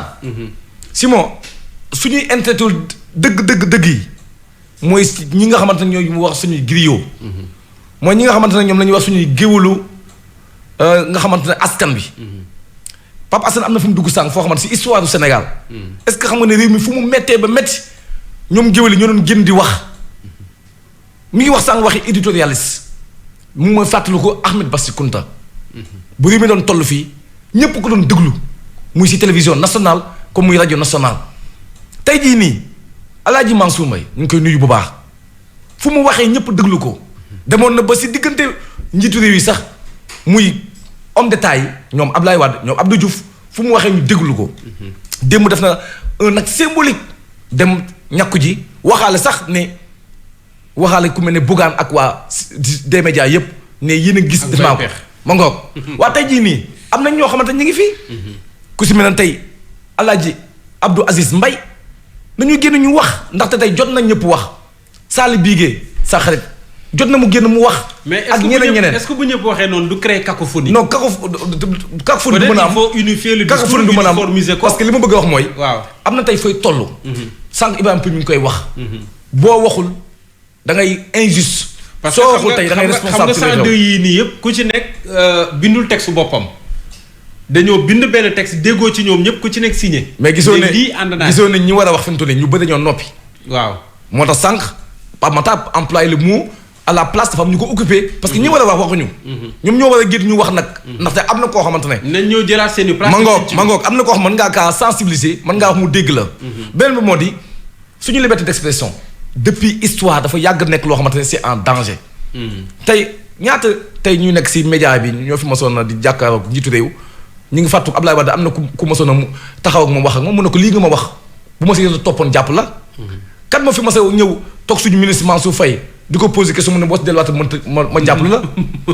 tey jii loolu noonu bu fekkee ne tey jii état de droit am na fi wala liberté d'expression am na. lan moo tax suñu njiitu réew fii laa yàgg a toog si plateau grande gueule ma ne suñu njiitu réew gis naa si Macky Sall loo xamante ne dafay mel ni comme ñun li ñuy wax da koo déggul. bu génnee si bitim réew nga koy dégg li ko confirmé mooy barki Demba Ndiaye fii la dem RFI di waxtaan te pourtant média yaa ngi fii boobu ba léegi di ko laaj si kaaw yu liy xew en tant que un homme politique un politicien koo xamante ne génnoon na nekkoon troisième si dernier li nga xamante ne moo di élection présidentielle ñu accusé ko waxoo si nga dem wax ko si fa nga xamante ne moo di si tubaab bi te pourtant fii ni ñëpp doon xaas sa kàddu nga wax si pour dalal. defu ko fii laa la wax ne la dafay mel ni comme li xew fële moo koy gën a intéressé que li xew fii lu tax dañoo jox suñu cër wala ñun ñoo nekkul fa ñu war a nekkee xam nga Simon dafa toll foo xamante ne il faut que nit ñi jël seen responsabilité xam ne. bu réew mi doxee ñun la waaye aussi bu réew mi nekkee safaan ba ñun la ku si nekk nag am nga si wàll googu nag dafa bokk si ñu may ñu liberté d'expression. dafa bokk si aussi ñu xam ne souvent pouvoir bu la ko joxee nekkul pour nga jël li nga xamante ne moo di sa wàll si ndang bi waaye dañ laa jox li nga xamante ne moo di sa wàll si jëf bi. du sa wàll si nag bi wala sa wàll si jëf bi xam nga li ñu wute ak tubaab bi. mooy tubaab boo ko joxee pouvoir c'est un challenge. c'est un challenge mooy dafay jàpp ne moom da nga kaa jox wàll si nag bi pour mu mën koo liggéey. waaye fii Afrique bu ñu amee pouvoir dañuy jàpp ne nag. da ngay cëru. cëru googu nag mooy tax ne ku wax nga dóor wala ku wax nga def li nga xamante moo di safaan ba. lu tax loolu mooy lan moo tax ñun fii suñu waxee suñuy kàddu liberté d'expression bi nous sommes menacés tey jii nii nangu naa li Ibrahima Pouye wax. mooy tey am na ñoo xamante ne la ñuy envoyé si audio WhatsApp wala si réseaux sociaux yi mën naa nekk loo xamante c'est un danger contre notre sécurité publique d'accord. ñu mën leen a yóbbu si yoon pour ñu xolaat waaye bëgg démoo am na fi député boo xamante ne Aliou Dembourou Sow la ñu wax na fi loo xamante ne c'était à l'atteinte de l'ordre public de la sécurité nationale. mujjul fenn bëgg démoo Ndiaye fii la ñu gis koo xamante ne waxoon na si wax ba wax ay waxi ethnie noonu menace suñu sécurité nationale mujjul fenn li ñuy gis nag mooy dañu mel ne comme dañuy gis ne boo bokkee si li nga moo di wàllu nguur gi nga am li nga xamante ne moo di couverture boo bokkee si askan bi nag nga mel ne comme yow tu es sous danger te loolu nag mooy andi pëccëxoo bi mooy andi li nga moo di anarchie bi mooy andi li nga xamante ne moo di li nga xamante ne mooy rébellion bi. te rébellion boobu nag dañ koo talul parce que ñun ñëpp kenn mënu gën réew mi. ok Simon. waaw xoolal tey li nga xamante ne mooy histoire ñaata nit tey ñoo fi ñëwoon di andi excès de pouvoir am na benn borom xam-xam bu doon wax ne le pouvoir rend fou. waaye le pouvoir absolu rend absolument fou mooy boo nekkee tey si pouvoir bàyyi xel ne fa nga commencé. am na fi ñu fi jot a jàll de. Bokassa jàll na fi daa xeex ak askanam sa centre Afrique ba nekk fa njiit waaye gis nga fa mujjee. Mobutu am na aussi Mobutu gis nga fa mujjee waaye aussi am na Idi Amin Dada bi nga xamante centre Afrique dafa xeex ba ñëpp wóoloon ko waaye gis nga fa mujjee mooy il faut que nit ñi bàyyi xel ne lépp loo mënta am askan la ko jox boo demee ba fàtte askan boobu. souvent Simon askan boobu dina la xamaat ne la lépp lu am ñoo la ko jox waaye lépp loo mel ñun la. sa koñ sax yenn saa yi nga am kanam goo wane. ñu ne la lii nga doon tey ñun ñoo la xool tey ba nga mel nii boo ñu ñàkkee respect nag dina ñaaw te fi may daanale mooy. loolu dafay bàyyi xel ne gis nga ñii nga xamante ne chaque jour mooy wax tubaab bi Ibrahima Pouye sama xel di ma si kaañu parce que ñun ñi ñu jiitee li ñu gën a xam mooy njàngu tubaab la ñu xam. ñu jiitee fa ñu jàngee ba nekk tey ay njiit muy suñu président yi seen tubaab la ñu jàngee maanaam culture tubaab bi la ñu yor. tubaab yooyu nag dañuy bàyyi xel si lu baax la ñuy def parce que tey Louis XIV tey kenn du wax histoire de France di ko jëlele Louis XIV tey def na fa lu ne waaye Louis XIV dafa demoon ba mujj gi population bi si boppam société bi moom moo dem ba def cassure moo ko xamal ne ko c'est excès de pouvoir bi ñuy jaay moom la ñuy jënd si yow ba moom moo ko tax mu ñàkk li nga xam moo de place am loolu nag tax na ba ay jëmi jamono ba laaje borom xam-xam bii di Victor Hugo dañ ko wax tey noo gisoon na Louis XIV image ba mu wane au départ rafetoon mu xëy tey ba askanam tey beddi ko mu ne souvent le roi lâche ce que le peuple lui arrache te njiit bu ne war ngaa bàyyi xel ci loolu mooy souvent boo yaakaar yaa ko moom souvent li nga téye askan bu ko bëggee foqati dina ko foqati te nag loolu dina tax nag ku nekk delloo xel sa si sa bopp xool xam ne askan dañ ko war a wormaal jox ko cër waaye aussi dalal askan dafa am solo. d'accord peut-être rapidement un dernier tour de table bu dee la question vous intéresse je disais tantôt que est-ce que on n'a pas l'impression que intellectuel yi li ñu wax sénégalais lambda bi ñun ñi ñuy tuddee sénégalais lambda wax nañ ko ba pare. Je pense au vu de diagnostic bi ñu fi def yëpp. On va se répéter. On vit loo xam ni 60 ans ngi nii ñu koy dund. nguur bi selon ses intérêts propres. nguur bi fi nekk lii ñu fi résumé nii. Je pense que moom lañ fi dénoncé toute l'année. Après aujourd'hui qu'est-ce qui en termes de perspective léegi fan lañ jëm qu'est-ce qu'on doit faire. loolu am solo bonne question qu'est-ce qu'on doit faire. te ñoom également ñu bañ a jëm ci lii. ñu xam ne am nañu seen wàll ci penc mi.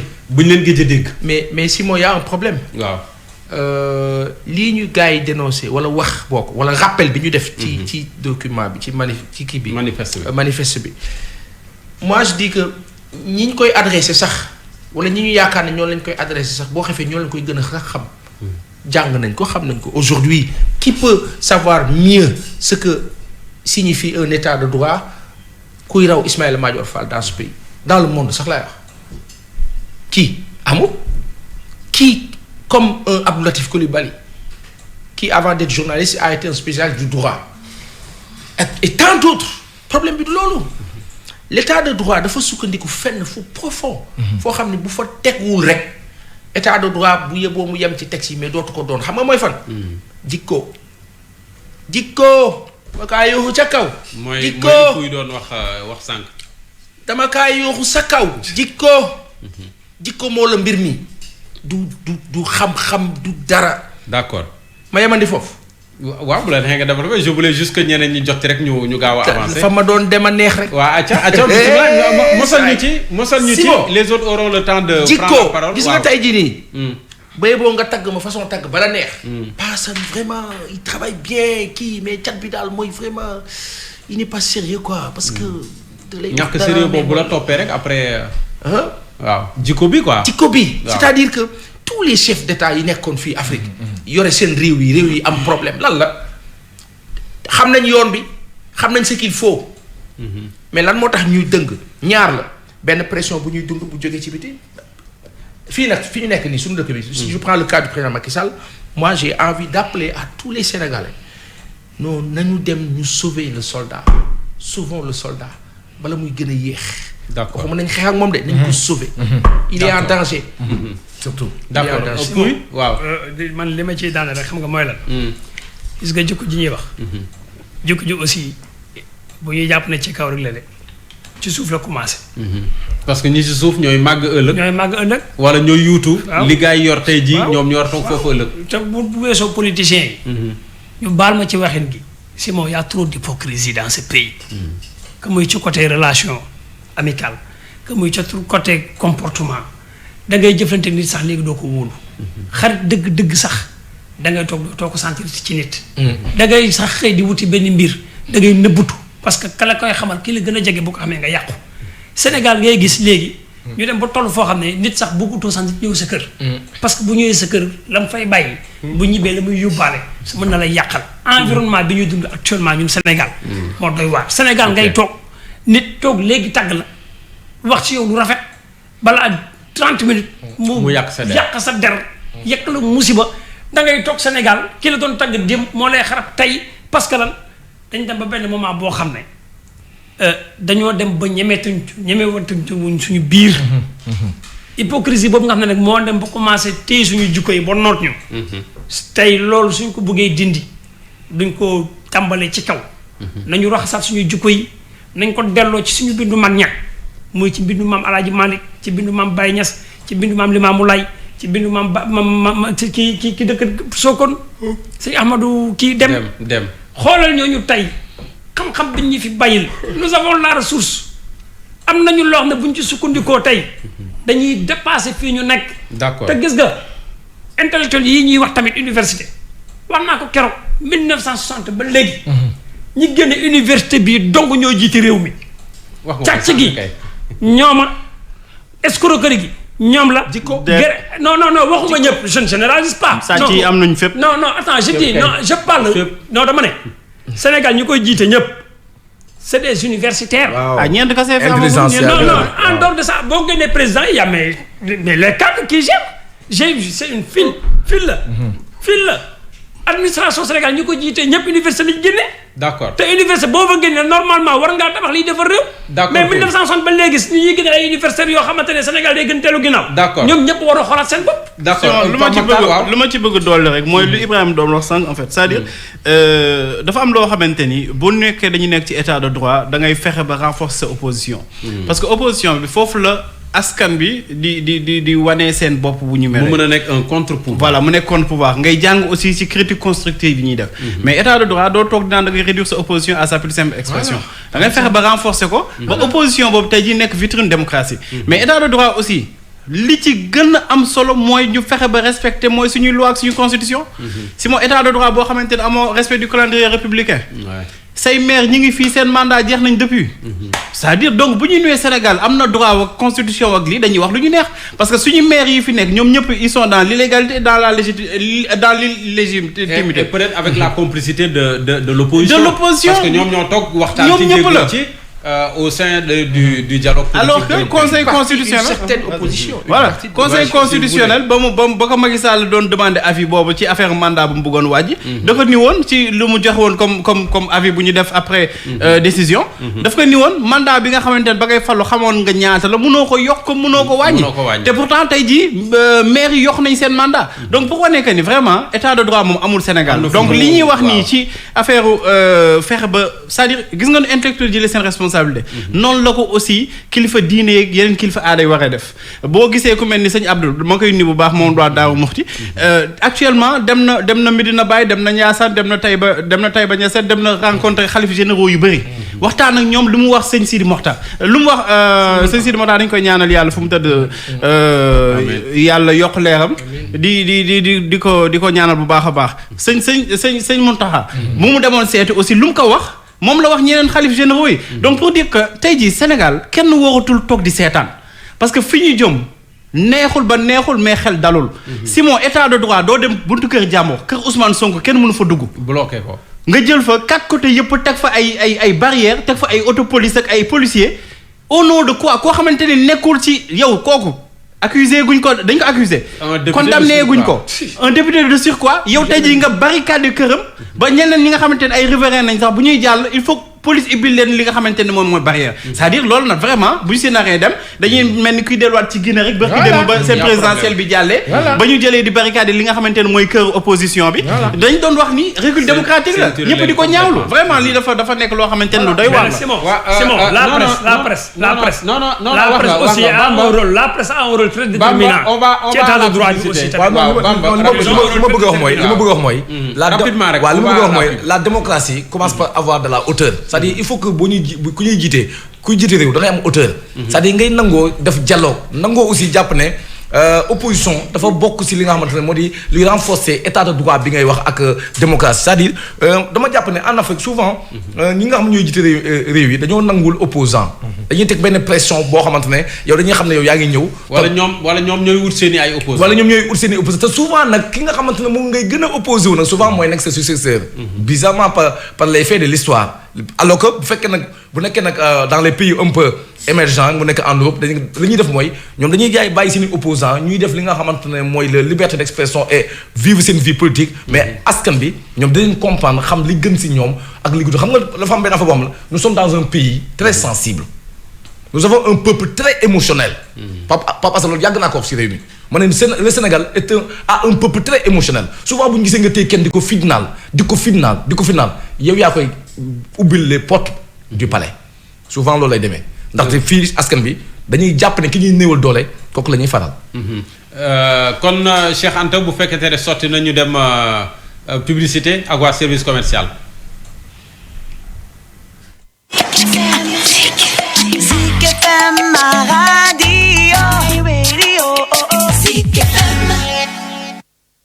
sama waa jàngi noonu de Malaysia defal ma kaasu café foofu xaaral ma yokkal la ci meew Gloria bokk déet defal café noir rek sama waa ji Gloria laa lay tegal poos bi moo diisul nag 20 dërëm kese lay jar yaa ngi may door a wax lu ma neex na nga ni waaye li kañ la fi xanaa Gloria bu ndaw bi mu dugg see ci biir réew mi kon boog sotti ci lépp yaa wax lii ndekk balaa neex meew Gloria waay seen meew bi ngeen tàmm léegi am na sachet ci 20 dërëm dong Gloria amul moroom benn la fi Wanter bi dikkati na ak les super soldes qui sont arrivés chez Numéro Uno. Profitez de nos produits de nouvelle collection à des prix de folie. Numéro Uno compte avec la plus large variété de vêtements et compléments. Découvrez les jolis manteaux, robes de soirée yu toj, jeans, ensemble costume ci góor ñi, des vestes en cuir, chemises élégantes, sacs et chaussures, en plus d'une grande variété d'accessoires et compléments. Bling bling ñoo ko moom. Ne ratez surtout pas l'occasion de venir visiter nos boutiques pendant les super soldes. Wanter bu Numéro Uno bi. On vous donne rendez-vous pour venir nous visiter dans nos boutiques Numéro Uno. Liberté 6 sur les 2 voies. Numéro Uno Azur boulevard Djily Mbaye. Numéro Uno Ponty avenue Georges Pompidou. Numéro Uno Faidherbe avenue Lamine Gueye. Numéro Uno Ngor sur la route de Ngor. Et numéro Uno Hambourg. Numéro Uno les meilleures marques mondiales au meilleur prix ku mën na def. Voici Trafic News. Voilà, merci beaucoup. L'actualité du trafic se poursuit sur Zik FM pour ceux qui ont choisi l'avenir maritime. Fait que da nga bàyyi ko porte du millénaire, intersection bu Rufisque da ngay passandi. Ensuite, au niveau du rond-point poste Médina aussi, c'est l'avenue Blaise Diagne, véhicule yu bàyyi ko centre-ville am na quelques ralentissements dans les romb Kër Sëñ bi ba nga egsi ci bile rond-point. Soo ko dépassé aussi jëm rond-point Sam yaa ngi koy jaaree ci marché bu ci leen foofu des lenteurs sont à signaler dans l'autre sens vers la sortie maanaam vers Malick Sy jaaree ko rond-point RTS oto yi bàyyi ko du côté Petersen beaucoup de véhicules jëm foofu la police sax ñoom lay jox priorité pour ñu mën a progresser d'autres centre-ville mooy ñu bari jaaree ci avenue Lamine Gueye intersection Faidherbe nga patienté booy ci Grand Théâtre ak su boobu lay jëm échangeur pas trop de soucis su ko defee sortie bi jafewul oto yi takku nañ mais mën nañ progresser au télé Colobane sortie Colobane aussi bien ralentissement du tour de Colobane yéen ñi wàcc boobu l'échangeur aussi mën ngeen jëm du côté du rond-point Espoir là-bas aussi ça ralentit rawatina yéen ñi jël boulevard du centre de la commune de Dakar à savoir yoonu Yarax bi foofu la des ralentissements rythme la progression des gros porteurs en circulation sur le trajet ñoom ñooy ralentir dem bay dëkk bi ci autoroute Limamoulaye par contre ngeen bàyyi ko Colobane mën ngeen progresser au télé échangeur bu Hann même s'il y a beaucoup de véhicules une progression tranquille Simon Faye.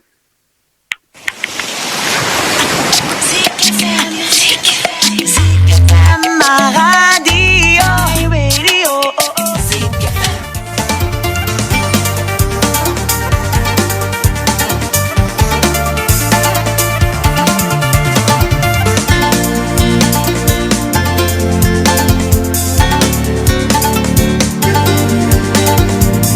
Les grandes gueules.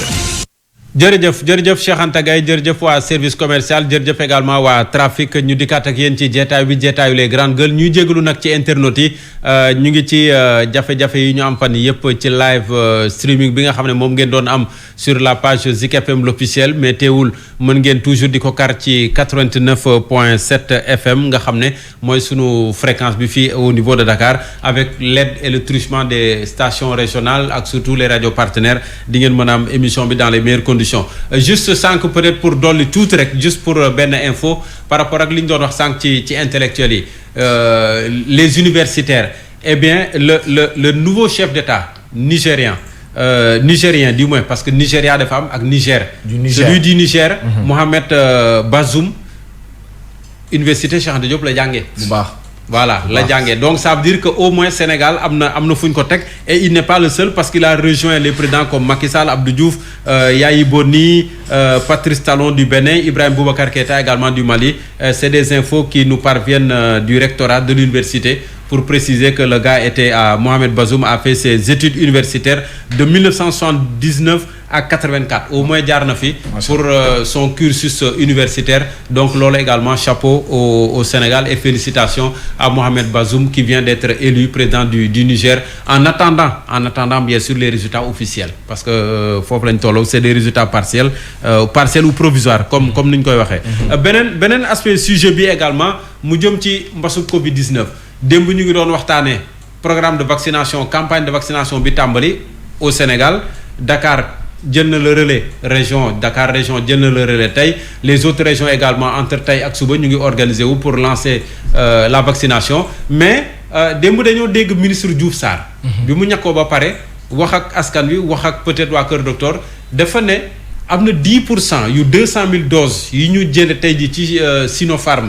le groupe pharmaceutique chinois. 10% doses yooyu jagleel nañ ko Gambie ak Guinée-Bissau ñenn ñi jàpp ne nag. comme ñun li ñu amul doyul. li ñu am boog doyul. lu tax ñuy maye ji.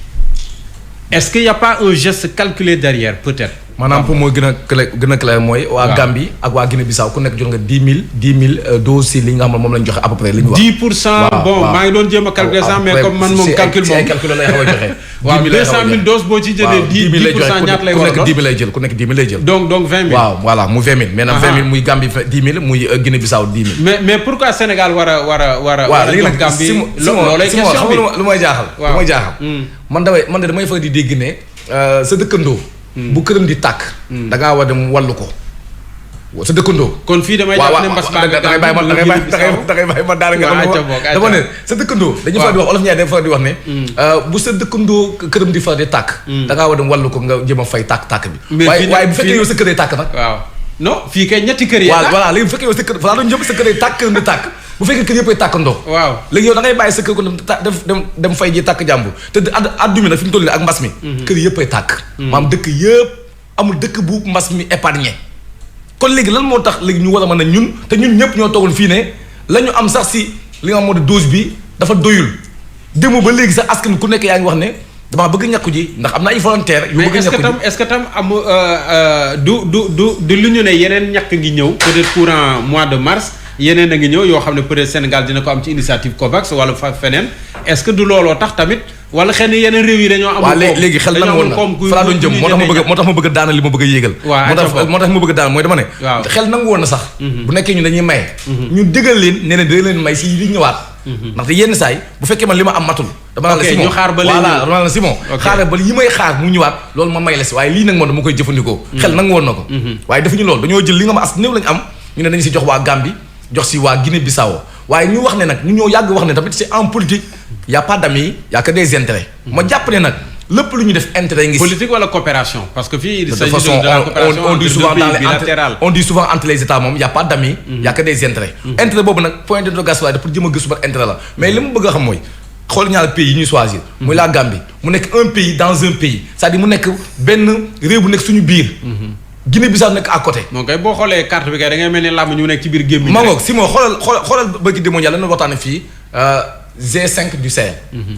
ñëwaatal foofu ñu doon wax si ñun la moo tax ñu doon débat fii keroog. mooy si wàllum jihadiste yi. sécurité. muy sécurité bi. te Diouf sax ba mu waxee dafa employé ay mots yu ma jël.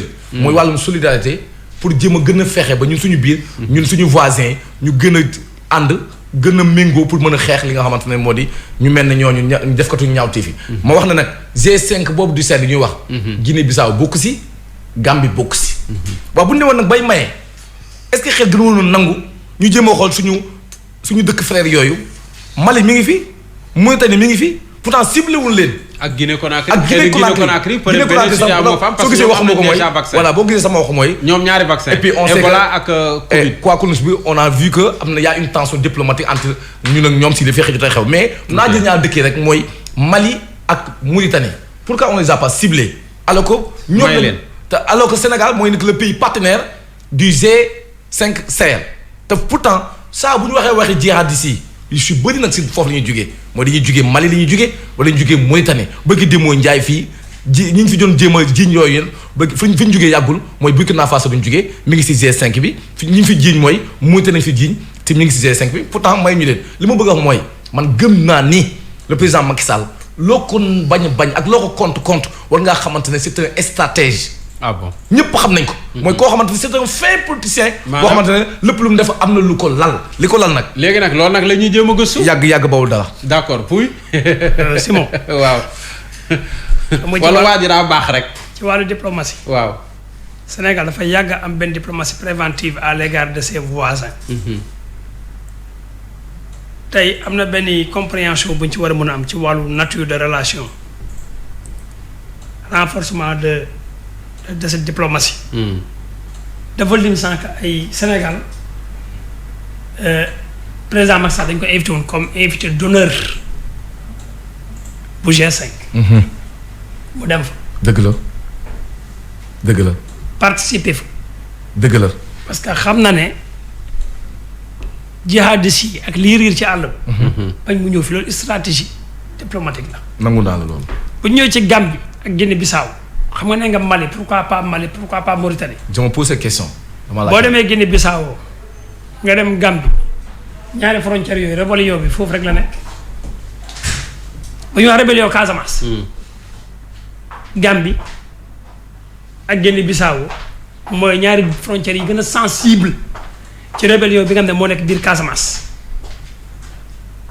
kon tey suñ ko jëlee ci côté boobu rek. man sama xalaatu bopp.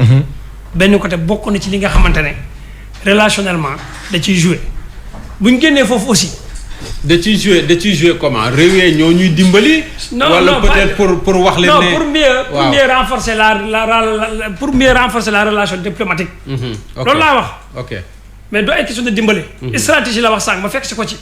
ma ne sama xalaat mooy solo stratégie. maanaam yéen ñaar li ngeen di wax nii géopolitique la. géopolitique voilà man je pense man Sénégal d'accord am naa sama souveraineté. voilà mais teewul war naa leen peut-être mën a dimbali parce que sama intérêt la seen intérêt la. sur le plan géopolitique nag. damaa laal fi gën a sensible. mooy rébellion bi nga xamante ne mu ngi biir Casamance. te bu heure bu ñu waxee daw làqu rébellion rek Casamance Gambie la ñuy wax. wala ak Guinée-Bissau moo tax ñaari dëkk yooyu ma jàpp ne moo gën a stratégique. ñaare ba aussi ñu xool seen doole financièrement seen doole est-ce que yegg na foofu. ndax mën nañu wala mënuñu. ndax mën nañ wala mënuñu. bi ci gën a doy waar mooy Gambie biir Sénégal la nekk kon daanaka mag ak rax la. donc sur le plan diplomatique dama jàpp ne bu ñu xool ne Sénégal amagul lu doy booy joxe. état day toll fam ne ci relation coopérative dafa am coopération bilatérale ak unilatérale mais li gën a renforcer coopération unilatérale. wala bilatéral ak bu mu munti doon dañ siy xool ci pàcc yépp sur le plan sanitaire sur le plan militaire. sur le plan financier et cetera et cetera et cetera. ok donc toutes les stratégies à travers ces coopérations bu ci état du Sénégal mën a utiliser pour que les pays limitrophes yi nga xamante ne ñii ils sont en guerre contre le terrorisme ñii ils sont en d'une part problème frontière la ñuy am sécurisation des frontières donc yooyu yëpp aspect yooyu. man dama jàpp ne bokk na ci li gën a renforcer diplomatie Sénégal ñaare ba nag mooy li ci gën a am solo mooy ci dama jàpp le charisme international bi nga xam ne suñu président yi fi mos a jaar yépp dañ ko mos a incarner ba pare am ko sur le plan international que muy Senghor que muy Abdou Diouf que muy Abdoulaye Wade que muy le président Macky Sall ba ki koy remplacer ji Sénégal dafa am benn leadership international boo xam ne ci biir Afrique ak génn Afrique moom lay waaj di bëgg a da koo am te da koy incarner te leadership boobu suñu président yi di am dañ ci war a jàppale suñu président yi ki fi nekk ak ki fi nekkul ak ki ko war a remplacer Sénégal yëpp dañu war di tënku di jàppale ko parce que sur le plan international da ci am ay mu gën a dëgëral taxawaayam foofu parce que nag bu ñu demee ba foofu nag leadership booy joué te leadership bi foofu dañuy gis ay Nations Unies ay ONU et cetera foofu ay xëccoo de poste lay doon yoo xamante ne ku ci nekk da ngay bëgg sa dëkk sa drapeau di flotter sur les instances les plus hautes sur les instances les plus hautes ci plan international donc loolu nañ ciy bàyyi wàlla xel donc leadership bi nga xam ne moom le président Macky Sall di incarné comme ni ko CPR yi fi jaaroon doon ko incarné defe naa c'est une continuité rek de ce leadership moom lay wane quoi. d'accord Pape Makhtar man mën naa comprendre sax peut-être Gambie parce que day mel ni Sénégal ci biir Sénégal bu Sénégal di wut a protéger population te Gambie tam protégé wul gis nañu ne peut-être restriction yi am fii Sénégal amul Gambie peut-être ndimbal googu entre guillemets mën naa ko nangu mais Guinée-Bissau est-ce que kon finalement Macky Sall n'est pas dans une posture comme semble le suggérer Pouye dans une posture d'un investissement peut-être diplomatique xëy na jouer sur la carte géopolitique. Macky de ci lu mu nekk bu ma ko waxee ñu jël si ma. déet kay xanaa. donc kon bu ko fi wax bàyyi ma noppi ko. kon bu ko wax parce que soxla nañ la fi. mais Simon wolof dafay ni. non man sax Simon nga baal boo ko naree wax tamit damay génn ci biti bu ko def lu ma nekk seen. waaw du ma ko wax am problème. voilà pour en cas boo ko naree wax wolof dafa ni. ci biti laay génn. booy wodd. matul. waroo tal di naan da ngay booti gàmm. waaw. booy boot gàmb te sa sër jotul moom. waaw la fa ko wax de jafe-jafe rek ngay indil sa bopp. xam nga kii wodd matul moom. war nga mën a tal leneen séentu. war nga mën a tal leneen lu dul booti gàmm. xëy na ñambaas bi lay séentu tey nag vraiment lii man mënuma ko comprendre c'est-à-dire bu ñuy wax waxu ndimbal. ay état yu souverain yu légitime. état yi mën a dem lijjanti comme yow ni nga lijjantee coopération internationale ne fi. état yooyu am ay partenaires naturels ñu leen mën a dimbali comme yow ni ngay demee di tàllal loxo. ñoom ñu yor loxo ni yow mën ko dem lijjanti ni yow. nga naan da nga ko fii bàyyi. waaw da ngay bàyyi fii sa askan. di naan da ngay dimbale ji beneen askan. te c'est pas la première fois. fan yële passé jël na 3 ambulances médicalisées. yóbbu ko Burkina yóbbu ko Guinée-Bissau. te au même moment ay sénégalais ñooy dee. ci mbedd mi ndax amuñu ambulance médicalisée. dëgg la. xam nga dafa am yoo xamante ne neexut a wax. parce que boo ko waxee day mel ni da ngay am benn animosité ci président Macky Sall. gis nga dafa am loo xamante ne bu bëggee faire preuve d'humanisme ak de solidarité na ko commencé ci askanam. fii ñu ne Kër Massar rek laa la wax waxuma la nga génn Dakar de Kër Massar rek boo demee ci seen poste de santé bi doo fa fekk ambulance médicalisée ambulance nga fay fekk simple. Pamata. bu ordinaire sax maternité bu yëmbal bi nii li ngay wax nii amu ko. nga dem ba fi nga xamante ne mooy Saint-Louis hôpital régional amuñu ambulance ba ñu naan médicalisé ak non médicalisé. ordinaire lañ am.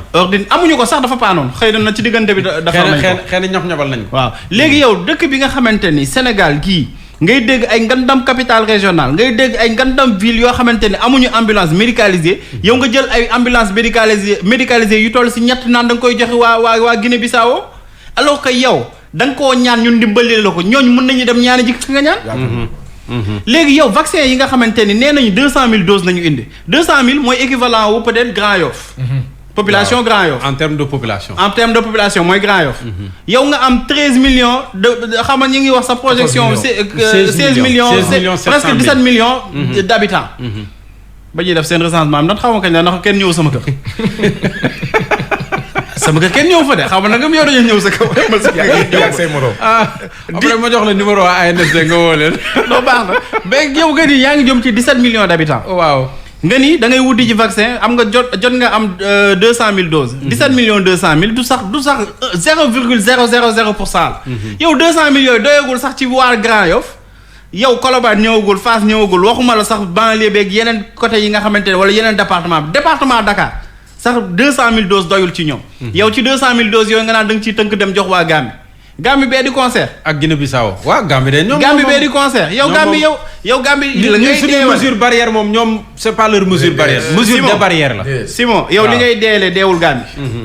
li ngay woppale par jour woppul Guinée Bissau léegi yow nga seytaane sa seytaane bopp yow Pape Makhtar naan da ngay jël ci di may koo xamante ni yow moo la tane te au même moment nit ñi ñu ngi leen di compter ni ngi naan kii dee na kii feebar na kii tëdd na barke démb on a eu 18 morts un chiffre record depuis tey yaakaar naa 8 morts nañu am 8 waaw c'est-à-dire gis nga man damay toog parfois di naan gars yi ban jeune ñuy joué bu nekkee dëgg la lii dafa préventif ak dafa day faj ay nit mais autant ñu jox ko Sénégalais yii di dee parce que ñooñu booy jox ndimbal na si jiitu ñi nga xamante ne ñoom ñoo gën a yelloo mooy sa askan parce que boo nuwee yow yaay président de la République nan nga nekkee président Sénégalais yi ñoom ñoo jël seen carte jox la ko donc bu nekkee da ngay dimbali encore que vaccin yi suñu xaalis la jar Simon benn Sénégalais waxul ñu jël suñu xaalis di ko jox ay Guinéens wala ay Maliens 2 milliards 200 millions non nañu waxante dëgg suñu xaalis Sénégal tey jii waxuñu ñu jox ko ay Guinéens wala ay Maliens wala ay Gambiens nañ ko jox Sénégalais yi parce que Sénégalais yi dañoo sonn kon yow 2 milliards yi mu jël def ko kii xanaa kon mu joxoon ko askan bi ku nekk 200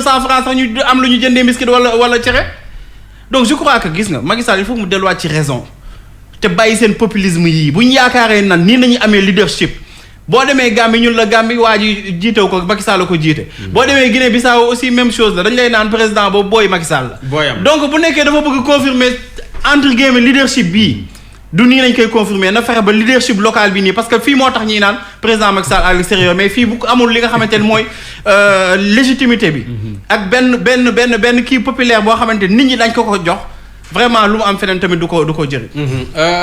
Pa Assane géopolitique diplomatie wala. xam man déjà j'aime pas parler de cette histoire de vaccin j'avais dit que. yow moom gëmoo vaccin. waaw loolu moom Sénégal yëpp xam na wax nga ko fii wax nga ko feneen yow moom gëmoo vaccin mais au moins dans ce cas précis au moins bu ñu rester sur ce cadre de moyen wala boog dimbale. alors le seul pays qui s'est engouffré dans un enfermement entre guillemets inouï c'est le Sénégal soi-disant qui préfère bloquer son économie nationale. Bloquer son système à un certain niveau d'évolution et d'émancipation déjà tëj lépp le seul pays qui le fait en Afrique de l'Ouest s'appelle le Sénégal. mais góorgóorlu ba am ay vaccin. non vaccin góorgóorlu déggoo man Simon vaccin du ndam. xam nga luy ndam. xam nga luy ndam. am vaccin du ndam. kenn du glorifié wu xam nga kan moo am ndam. ki defar vaccin ñëw jox la ko kooku am ndam yow xam nga lan nga am yow da nga nekk ci système de following.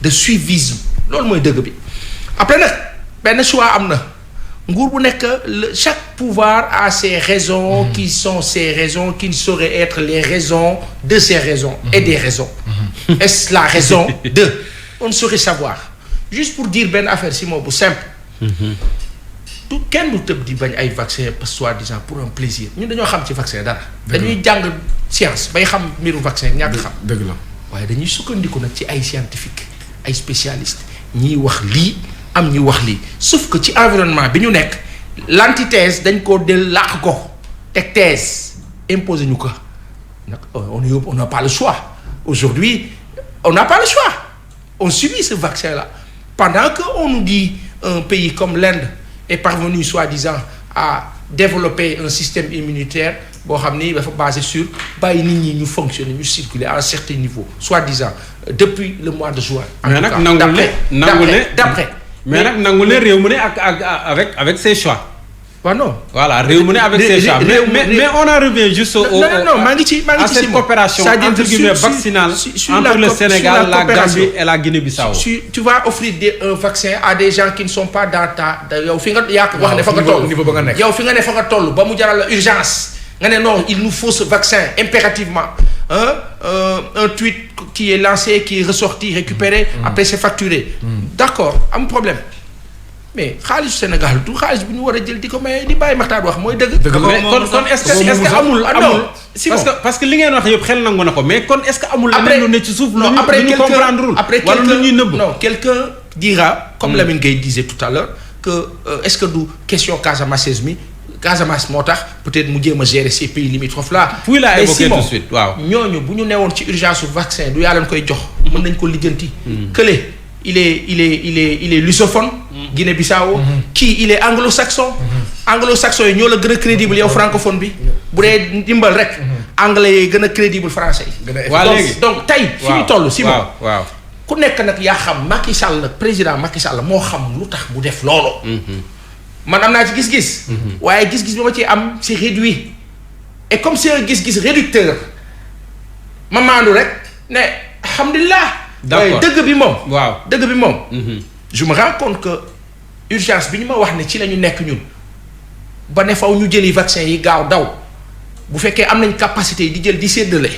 alhamdulilah. waaw léegi kon bu boobaa nan la ñuy analyser bu ñu Chine tey jii mayoon vaccin nan la ñuy analyser tey jii Guinée-Bissau dem ba mën a am vaccin ba di ko may Sénégal nan la ñuy analyser Guinée tam Gambie war a mën a am vaccin ba sédd ci Sénégal bu boobaa kon naka lañ koy analyser. non man est-ce que ñun dañoo war a nangu bu boobaa. xam nga Simon damaa jàpp ne. man de ci li ma gëm laa ak li ma gëstu sama xalaat la nag. ça n'engage que moi. mooy Chine de. musul voilà voilà Chine musul proposé si li ma gëm. musuma gis officiel wala communiqué wala foo xamante ne la diplomatie chinoise waxoon na day may. mais Sénégal peut-être que c'est en coulisses. mën naa am moo tax tamit comme c'est en coulisses am naa droit aussi. def li nga xamante ne moo di samay xalaat mais bu fekkoon tey may dina am doon na jekk si ñun suñu relation bi ñu am ak la France nga xamante ne ñun xam nañ ne Sénégal. c'est un pays koo xamante ak relation ak France dafa cordial dafa bu nekkoon may am na peut-être France moo ñu njëkk a proposé ay may waaye aussi lii nga xamante ne moo li ñu may waa Gambie may ko waa Guinée-Bissau man de laa wax gënaloon na ma que kii di suñu président Macky Sall moom mu jël si vacciné wu moom ma dënga ma ko yóbbu Gambie waaye nag li may wax rek amoon na occasion pour wan ma ni ma li may foog ne chaque fois bu France defee dara ñu def ko Sénégal li may foog ne chaque fois bu am lu xew fële France ñu xew ko fii Sénégal amoon na occasion pour wan ma ne li nga foog noonu amul parce que président Macron gis nañu ba léegi vacciné wul ñu gisaat Macky Sall aussi démb ñëpp doon xaar vacciné wul am nañ droit nag ma ne lii nga xamante ne may na ko ñële nañu wax lan moo tax mu may ñu ko mu may leen ko parce que ñun peuple bi xaaruñu woon loolu parce que ñëpp gis nañ démb euphorie bi amoon si ñi bëggoon a vacciné wu doon na gën a yenu maanaa que askan bi vacciné wu mooy am na ñoo xamante ne doon nañu wanee ne bëggoon nañoo vacciné wu peut-être que ñooñu noonu ñu joxoon seen àq wala ñu joxoon seen wàll si nar bi mënoon gën ñu koy jox keneen koo xamante ne ñun xamuñu kañ ne vaccin yi dem ak kañ ko maye ak est-ce que laaj ñu suñu digal lii de mooy wane ne kon suñu cër moom suñu cër dañ ko hypothéquer jox ñun cër parce que bu ñu joxoon cër dinañu jox ñun ñi nga xamante ne ñun suñu xaalis la c'est l'argent du trésor l'argent du contribuable lañ jël jox ko fële. ok voilà. Pouy Simon gis nga relation entre état ak état. da ca bari loo xam ne peut-être mën nañ ko bañ a maîtriser lii ne ci biir dëgg ca coopération entre état yi. boo ne ko ci diplomatie nemoo ci taxi yi xamoo ci lu ci bari dama jàpp ne xëy na mën nañoo analyser suñu bopp mais li tax état def état moo xam. Cuba. jël dafa ay médecins yóbbu leen Italie pour ñu jàppale leen ci mbas mi Europe ñu ngi mayante ay vaccin ñu ngi jàppalante ay vaccin en dehors de ça y a combien de fois le Japon di solidariser wu ak Sénégal di jël koom-koomam di ko may Sénégal te pourtant Japon boo fa demee fekk fa pauvre la ñuy mayee fii am na ñu koy soxla foofu. Sénégal c'est pas la première fois. États-Unis à travers l'USAID. Les USAID aux États-Unis il y a des pauvres. les MCA mais c'est des fonds la yoo xam ne pratiquement dañ koy doter Afrique donc mënuñoo bañal état yi di jàppalante seen biir même en cas de crise sanitaire wala en cas de crise militaire les États ont l'obligation et le devoir de se solidariser entre eux li leen ci suuf nag ñoom ñoo ko xam mais man li ma jàpp ci gën a daal xam nga mooy lan sa waay suñu diplomatie li ñu ko mën a gën a consolider avec les pays limitrophes yu ñu siqal te mu nekk des pays à problématique dama jàpp ne mboolem loo xam ne xalaat nañ ne mën nañ koo def pour mu ñoŋ pour mu nekk sécurité war nañ ci mën a participer li ci des xam nañ ne Sénégal 200,000 vaccins yi mu jot am na yeneen yuy ñëw benn parenthèse daal dama siy ànd. te dama koo kaas keroog. ndax tweet bi ñuy wax ministre de la santé moo ko dugaloon. dañoo ne woon Chine day may Sénégal 200,000 vaccins ñu dindiwaat ko. xëy na maye baa ngi ci yoon. waaw léegi ñu toog quelque temps ñu ne ñu Chine jaay nañu 2 milliards et quelque ci 200 vaccins 200,000 vaccins. au même moment Chine may na Mozambique 200 vaccins. 200,000 vaccins Chine kay ay 200,000 la yor. non exactement may na ko Zimbabwe ay 200,000 la yor di séddale. mais xëy na suñu 200,000 yu ñuy may tam. ñu ngi ñëw xëy na léegi nag xam nga fan laay waxee. waaw. tey suñu état bi suñu gouvernement bi dañu am obligation. nañ ñu wax lu leer. leeral ñu. le ministre de la santé. moi je m'attendais à ça hier lors de la cérémonie de vaccination mais ils ont l'obligation de d'éclairer les Sénégalais.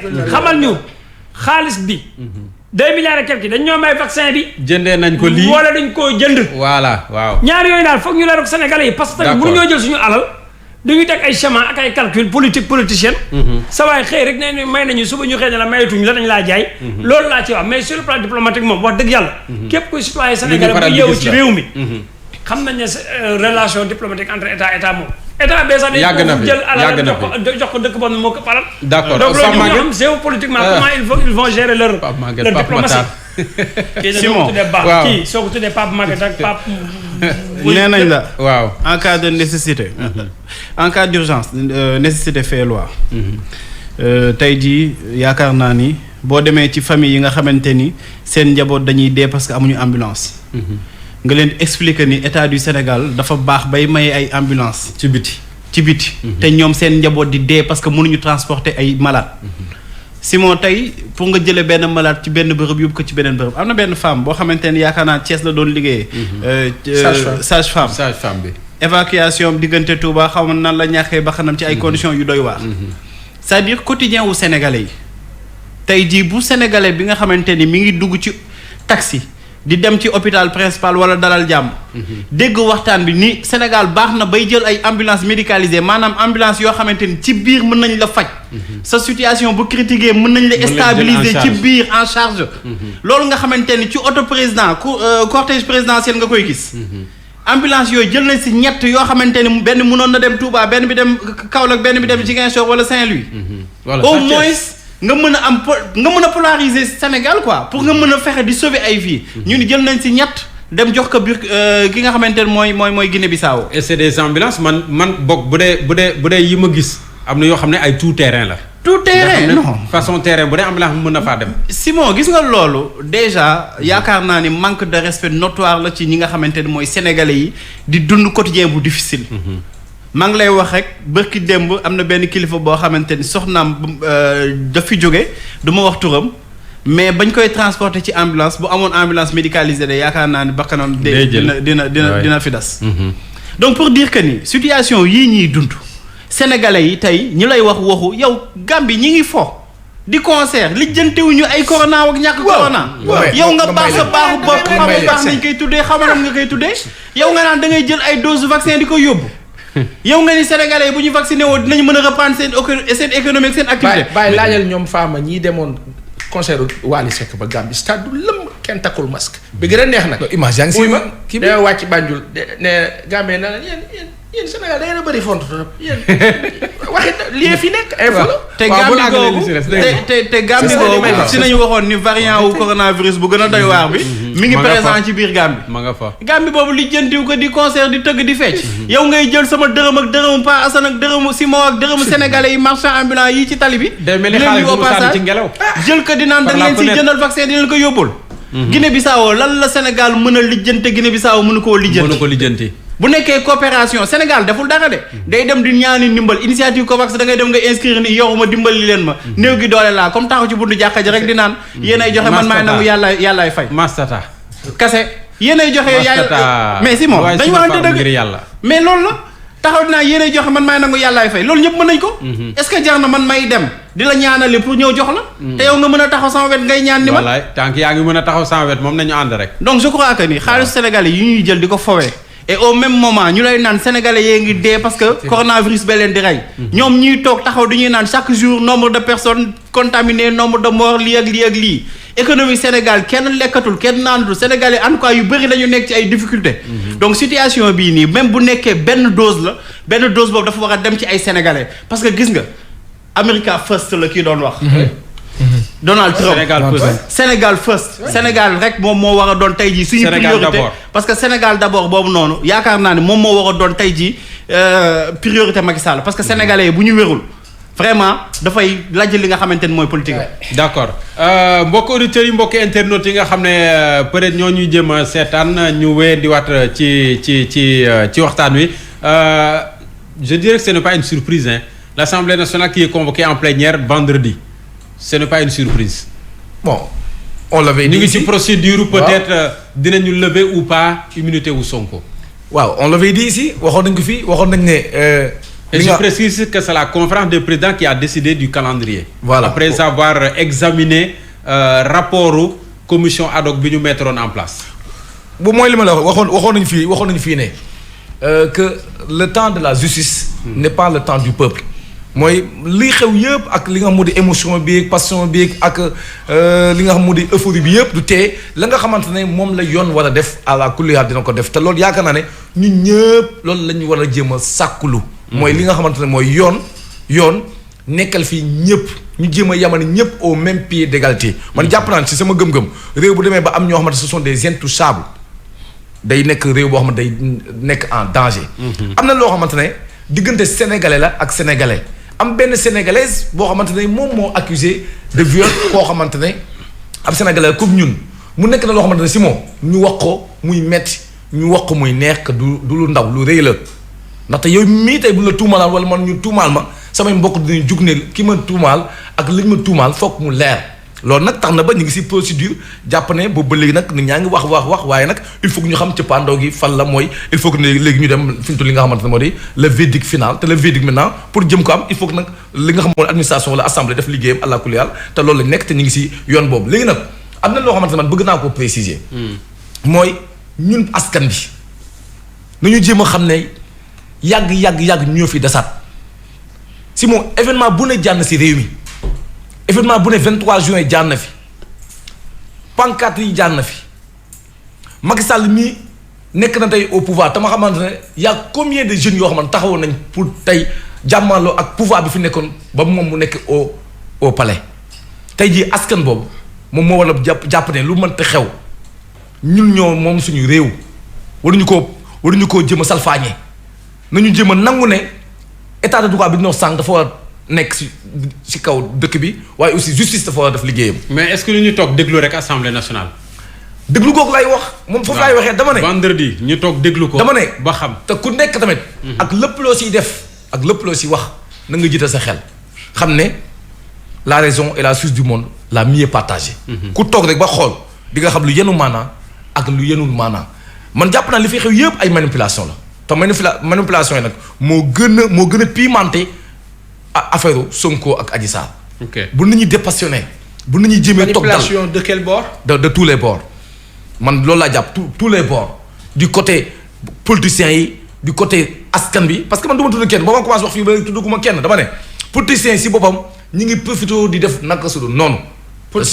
politiciens yi réew mi ñi nga xamante ne ñi fi doon dem bi mbir mi amee ñu dem di masawu kii di Ousmane Sonko ñoom ñooñu. parce que dañuy manipuler ñooñu.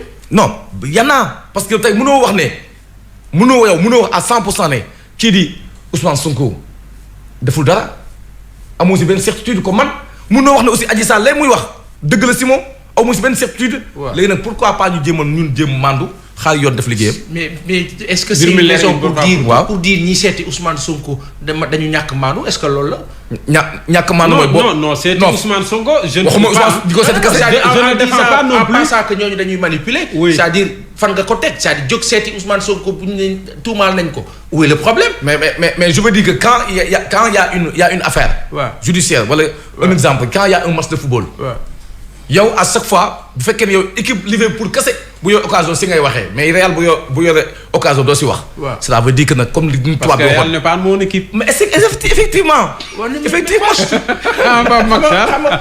xam nga déjà cette comparaison elle n'est pas judicieuse. Real n'est pas mon équipe. cette comparaison n'est pas judicieuse. effectivement elle est biaisée. non elle est biaisée mais peut-être fii vraiment comme justice. day toog xaar assemblée nationale nañu xaar député. effectivement te ndax dinañu jëmbale seen waa ji ou pas. parce que Pape Assane fi ma bëgg waxee mooy. parce que problème bi tam foofu la c'est bon Pape Assane kan la moom tamit c'est bon. boppam Simon. lii muy def ni fa non boppam la moom. Simon moomu la seetaan ko yaakaaru leen aussi. waaw day def ci plateau bi du yoon parce que gisuñu ko nag mais naa ko wax comme dafa am ñoo xam ni. sur le plan technique. au niveau de l'Assemblée. Sur le plan technique, sur le plan règlement et tout ce qu'on veut. Interprétation de loi X ou Y au sein de l'Assemblée. au vu des explicatifs de quelqu'un comme Cheikh Bamba Dièye et Moustapha Guirassy, Cheikh Bamba yow tu penses pas qu'il y a manipulation au contraire du côté d'un pouvoir qui a sa majorité à l'Assemblée nationale et qui vaille tend vers quelque chose qu'il a toujours voulu en amont mooy éliminer un adversaire 2 adversaires 3 adversaires 4 adversaires amoo cette impression là. pourquoi léegi yow tamit non am na j'ai posé une question non bu ma delloo question. d'accord c'est-à-dire je te dis parce que tu as parlé de manipulation. ma ne de tous les bords. waaw mais gis nga saway temps baa ngi jeex mën naa la wax benn affaire. dañu toll fa nga xam ni fii Sénégal. fii ci Sénégal dañu toll foo xam ni léeg-léeg nga dégg nit ne la non man cette histoire là je préfère être neutre am na foo xam ne ba fa coow toll. boo nee je suis neutre rek mun a fekk nga bu bon. Sénégal dafa toll neutralité amul fii xam nga lu am. nangu dëgg ak bañ dëgg. ana dëgg ci luy dëgg si moo. ci fi ñu toll ci contexte bi. mais lan la assemblée di naaw di njëkkante di profiter tey jii nii dara leeru ñu ne vendredi mën na am quelqu'un ou 2 ou 3. dara leeru non on n'est pas d'accord il faut pas lever son numéro ça peut même venir de la paix. mais bien sûr ils peuvent dire non. bien sûr je pense que affaire bi eggagul il faut laisser tomber. et c'est la bonne porte de sortie. je le dis ici en passant. mais nag la sortie de Adama Faye hier. xaw ma avant-hier hier je pense. waaw avant-hier. et ce que moi j'appelle le li ñuy wax naan. yàlla dikk na. muy loolu. gis nga affaire bi mën naa gën a rafet. Adama boppam la waxal léegi damay daanu mais dama ne.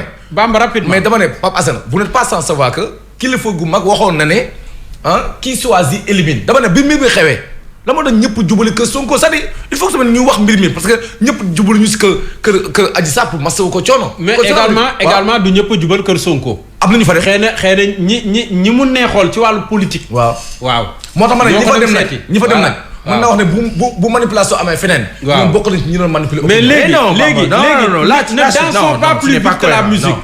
pas ça ne dansons pas plus vite que la musique. effectivement Sonko ci boppam dégg nañ ko mu ne bu ñu lever sama immunité parlementaire du ma ci teg 5 minutes.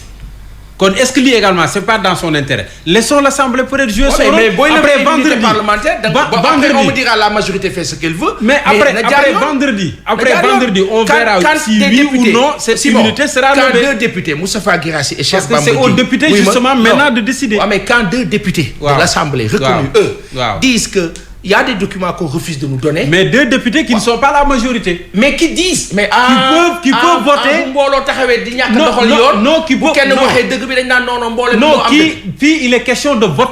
waaw mais non dama déggoo ma. fii il est non dégg naa la xam naa fi nga waxee. avant le vote. xam naa fi nga waxee le principe sacro-saint. maanaam information bi. xam naa fi nga waxee mais le temps passe des infos cachées c'est suspect. non xoolal étape boobu. demul bëgg wax ne weesu nañ ko. waaw mais non foofu mooy problème bi parce qu'on va vers une plénière ñoom leur voix. foofu la problème bi nekk. ñoom leur voix peut-être dina am solo ça va peser. on ne sait pas parce qu'on ne sait pas on ne sait pas si cette levée aura lieu ou pas. Sénégal actuelle. waaw voix ku ko fa teg doo gagné dëgg la ñu war a teg xam nga luy dëgg mooy est-ce que aujourd'hui ñun ñëpp bokk nañu ci niveau d'information par rapport à telle chose un PV qui est sorti balancé dans la rue ak un autre PV qui semblerait être tronqué et falsifié. Pas Assane xam nga ñun nag dañuy wax rek. mais nous n'allons pas voter parce que nous ne sommes pas députés. non man je parle pas de vote donc nañu bàyyi député man foofu laa le débat c'est pas le vote le débat c'est le principe. le débat c'est le vote. waaw mais non. non le débat c'est le vote parce que nous on va pas voter. mais si c'est vote kon ce n'est kon ça confirme. non mais parce que procédure foofu la toll. je veux te dire si tu parles de vote on va avancer il nous reste juste après 5 minutes. on est sur loo xam ni c'est pas judiciaire et sincère mooy que kon la majorité fait ce qu'elle veut. loolu mënuma ko juger. loolu mënuma ko juger. non parce que xam nga fi ñu toll. il faut être sérieux. ce pays là actuellement n'est pas sérieux. pas Assane. il n'est pas sérieux. down please. I'm so down man I'm just talking. non xam nga Simon. non il faut ma comprendre man mënuma gëm vote. waaw quand tu me parles de vote tu parles de principe. non am nga ci droit mais man j'ai été les très clair. informations bala ngeen di dindi immunité parlementaire. mais pas Assane da nga may déglu na s'il te plaît. pas Assane da nga may déglu s'il te plaît. oui je m'explique. vote ou pas. man sama yoon newu ci. mais procédure fi mu toll. c'est l'Assemblée qui va voter oui ou non vendredi man loolu laa wax. mais quand 2 députés. li jàll ak li ñëw ak loolu. mais et tu procédure bi fi mu toll laa wax mais tu fais quoi de la démission de ces gens-là. c'est le responsable te ñoom engagé. Un démissionnaire. Ils sont dans leur droit. Mais il faut se poser la question. Non, ils sont dans leur droit. C'est pourquoi ils ont démissionné. Ils sont dans leur droit. C'est pourquoi ils sont dans leur droit. Je ne sais pas à comprendre. Ça doit t'intéresser. Je ne sais pas à comprendre. Parce que loolu weesu naa ko. non t'es un homme de presse loolu daf la war a intéresser. maa ngi ci procédure vote lee passé na. parce que bu doon ne loolu. moo ñu téye assemblée du tollu tey ji ci convoqué vendredi. mais ñi ngi jëm plénière. mais non fi ñu càng dañ fa war a taxaw. donc étape boobu assemblée weesu na ko. waaw Pouy vas-y s'il te plaît. faut être sérieux. D'abord les propos yi nga xam ne Adama Faye moom la tenir tribune. n'engage que Adama Faye en tant que citoyen sénégalais et Adama Faye ne s'est pas prononcé en tant que militant de l'APR. ni de Benno Bokk Yaakaar. Adama Faye dafa wax en tant que doomu Sénégal la bu joxe point de vue ak AVM loolu moom la engagé. d'accord et qu'il est très rapidement Pouy on développe. non ça c'est pas qu'il est très proche. c'est pas mon problème. mais non il est très proche. S'il te plaît. non mais attends je t'ai laissé. s'il vous plaît mais tu faut pas me forcer à dire que je proche pas. xoolal mais tu me laisses. ndànk rek Pa Assane. c'est quoi Pa Assane ndànk. tu as parlé laisse-le parler. non dama la ko ñaan. baal ko man maa la ko ñaan waa may ma loolu. waa may ma ko. may ma loolu. may ma ko rek. may ma ko bu émission bi jeexee après ñu gérer. may ma loolu donc loolu benn parenthèse la woon rek. pour xam ne Adama Faye dafa assumer ay propos am moom la engagé. on a engagé wul pouvoir. engagé wul parti politique. on a dépassé ça s'il te plaît on a dépassé ça. su ñëwee nag ci assemblée nationale. waaw la démission de ces deux députés yi ñuy wax. n'entache à rien du tout ci procédure bi nga xamante ne. assemblée et le principe dëgg la. xaaral ma ñëw. et le principe non je ne parle pas de toi. ñun ñu ngi di procédure. non léegi bu ñu ci procédure bi parce que yaa ngi koy seetaat. waaw d'accord naa dama wax nga dëgg. d'accord naa léegi procédure ñu ngi ci war a toll ci vote. procédure bi ñu toll nii. waaw. xam nañ ne plénière lañ jëm. plénière c'est les députés qui doivent voter. ak seen liberté d'expression ak seen liberté d'analyse. quelle liberté. s'il te plaît ñoom ñooy dem plénière. ñoom ñooy voté liberté loolu s'il te plaît ñoom la engagé mais si man benn parenthèse laay wax boo xam ne benn mbir laay wax ñuy wax loo xam ni xoolal que assemblée am majorité mécanique ou pas buñ génnee ci cadre assemblée nationale génn ci cadre ay immunité parlementaire une minute génn ci loolu c'est une citoyenne sénégalaise qui a porté plainte à un citoyen sénégalais ñu xam loolu ñoom ñaari ñëpp ils doivent aller en justice. Sonko day taxaw tribunal ak ay avocat wam. devant la barre. Adji Sarr taxaw tribunal ak ay avocat wam. Sonko ak Adji Sarr seen problème c'est pas avec l'Assemblée ni avec l'État. mais c'est avec les textes les lois et les textes qui régissent l'État du Sénégal. waaw merci dernier tour de table tu as la parole en dernier ndax nga àtte ñu. non man kay bu àtte sama xalaat lay wax rek mais man j'ai comme l'impression que Sonko a déjà été condamné. parce que bu ma déggee le président Macky Sall ci terme yi muy utiliser il parle de complot alors que journaliste bi posé ko question complot. waxuñu complot dafa am yoo xamante ni dafay doy waar. beneen mbir bi aussi mooy li ma doon wax sànq di ko souligner mooy le fait que ñu barricader sa maison. c'est-à-dire koo xamante ne nekkul si li nga xamante ne mooy assignation à résidence koo xamante ne nekkul sous le coup de la loi tey jii nga dem buntu këram def fa ay policiers dafa mel ni kooku dafa am lu nga koy reprocher déjà présomption d'innocence bi dafay tëb donc tey autant d'éléments yoo xamante ni tey day tax ba nit ñi dootuñu amati confiance. et doute yi nga xamante ne dañ ko doon am ci départ bi ci justice bi parce que aussi justice mën nañ fi toog di la defaatal ba tey ñi ngi waxu waa ji nga xamante ni bërki démb mi ngi ci Chérif looy def nii. mi ngi ci lu mu Papa li may mi ngi ci waaw. dindil. non dindil non. ce sont tes données personnelles. voilà. non bu mu la dugal. non Ousmane sama xarit la. non je sais mais moom. voilà non. mais Simon war nañu fi ay ñoom xale yi ko seeti woon yëpp ko def ko nii. ni ñu def Pape Matar noonu la ñu def ñëpp. non moi je parle à Chérif man j'ai pas de problème avec Pape Matar. ni ñu defee photo gars yi xaritam la. non j'ai pas de problème avec Pape Matar. et puis ça soit clair. et puis lii nii rek. man fi ma waxee xam naa ko il est dans le lot aussi. non dégg nga lii la. alors Pape Makhtar sa temps ngi jëm te heure bi jeex na. waaw d'accord bon li may wax rek ci lii mooy en fait dafa mel ni dañu condamné déjà Ousmane Sonko. parce que yaakaaruma ni citoyen sénégalais boo xamante ni amul lu ñu koy reproché gul pour le moment. yoon defagul liggéeyam est-ce que sax yoon am na fi nga jël ay policiers yoo xamante ni passé nañ 30 personnes nga teg leen ci buntu këram loolu dafa mel ni déjà condamnation la loolu violation flagrante de la loi la. buntu këram nga teg fa ay barrières ak yooyu dafa nekk yoo xamante ni ñu doy waar la ci koo xamante ni citoyen sénégalais la. de surcroît député. beneen mbir mi assemblée nationale. Simon assemblée boo xamante ni ki day taxaw ni la man député benn président la wala benn leader lu ma wax ma def lu ma waxul du ma def. assemblée boo xamante ni bu nuwee dafay def ay mission yoo xamante ni mission d'information pour assemblée nationale dem yóbbu ko fi nga xamante ni mooy présidence. assemblée boobu xamul rôlam donc assemblée boobu tey jii bu ñu nuwee moom moo yore sa sort da ngay jàpp ni que dañ lay sacrifier. d'accord jërëjëf Pape Makhtar jërëjëf Bamba jërëjëf Ibrahima Pouy jërëjëf Pa Assane jërëjëf Chérif Bekay jërëjëf Cheikh Anta jërëjëf auditeurs yi jërëjëf internautes yi. Je suis pas content du temps de parole. ba suba incha allah beneen grande gueule du temps de parole.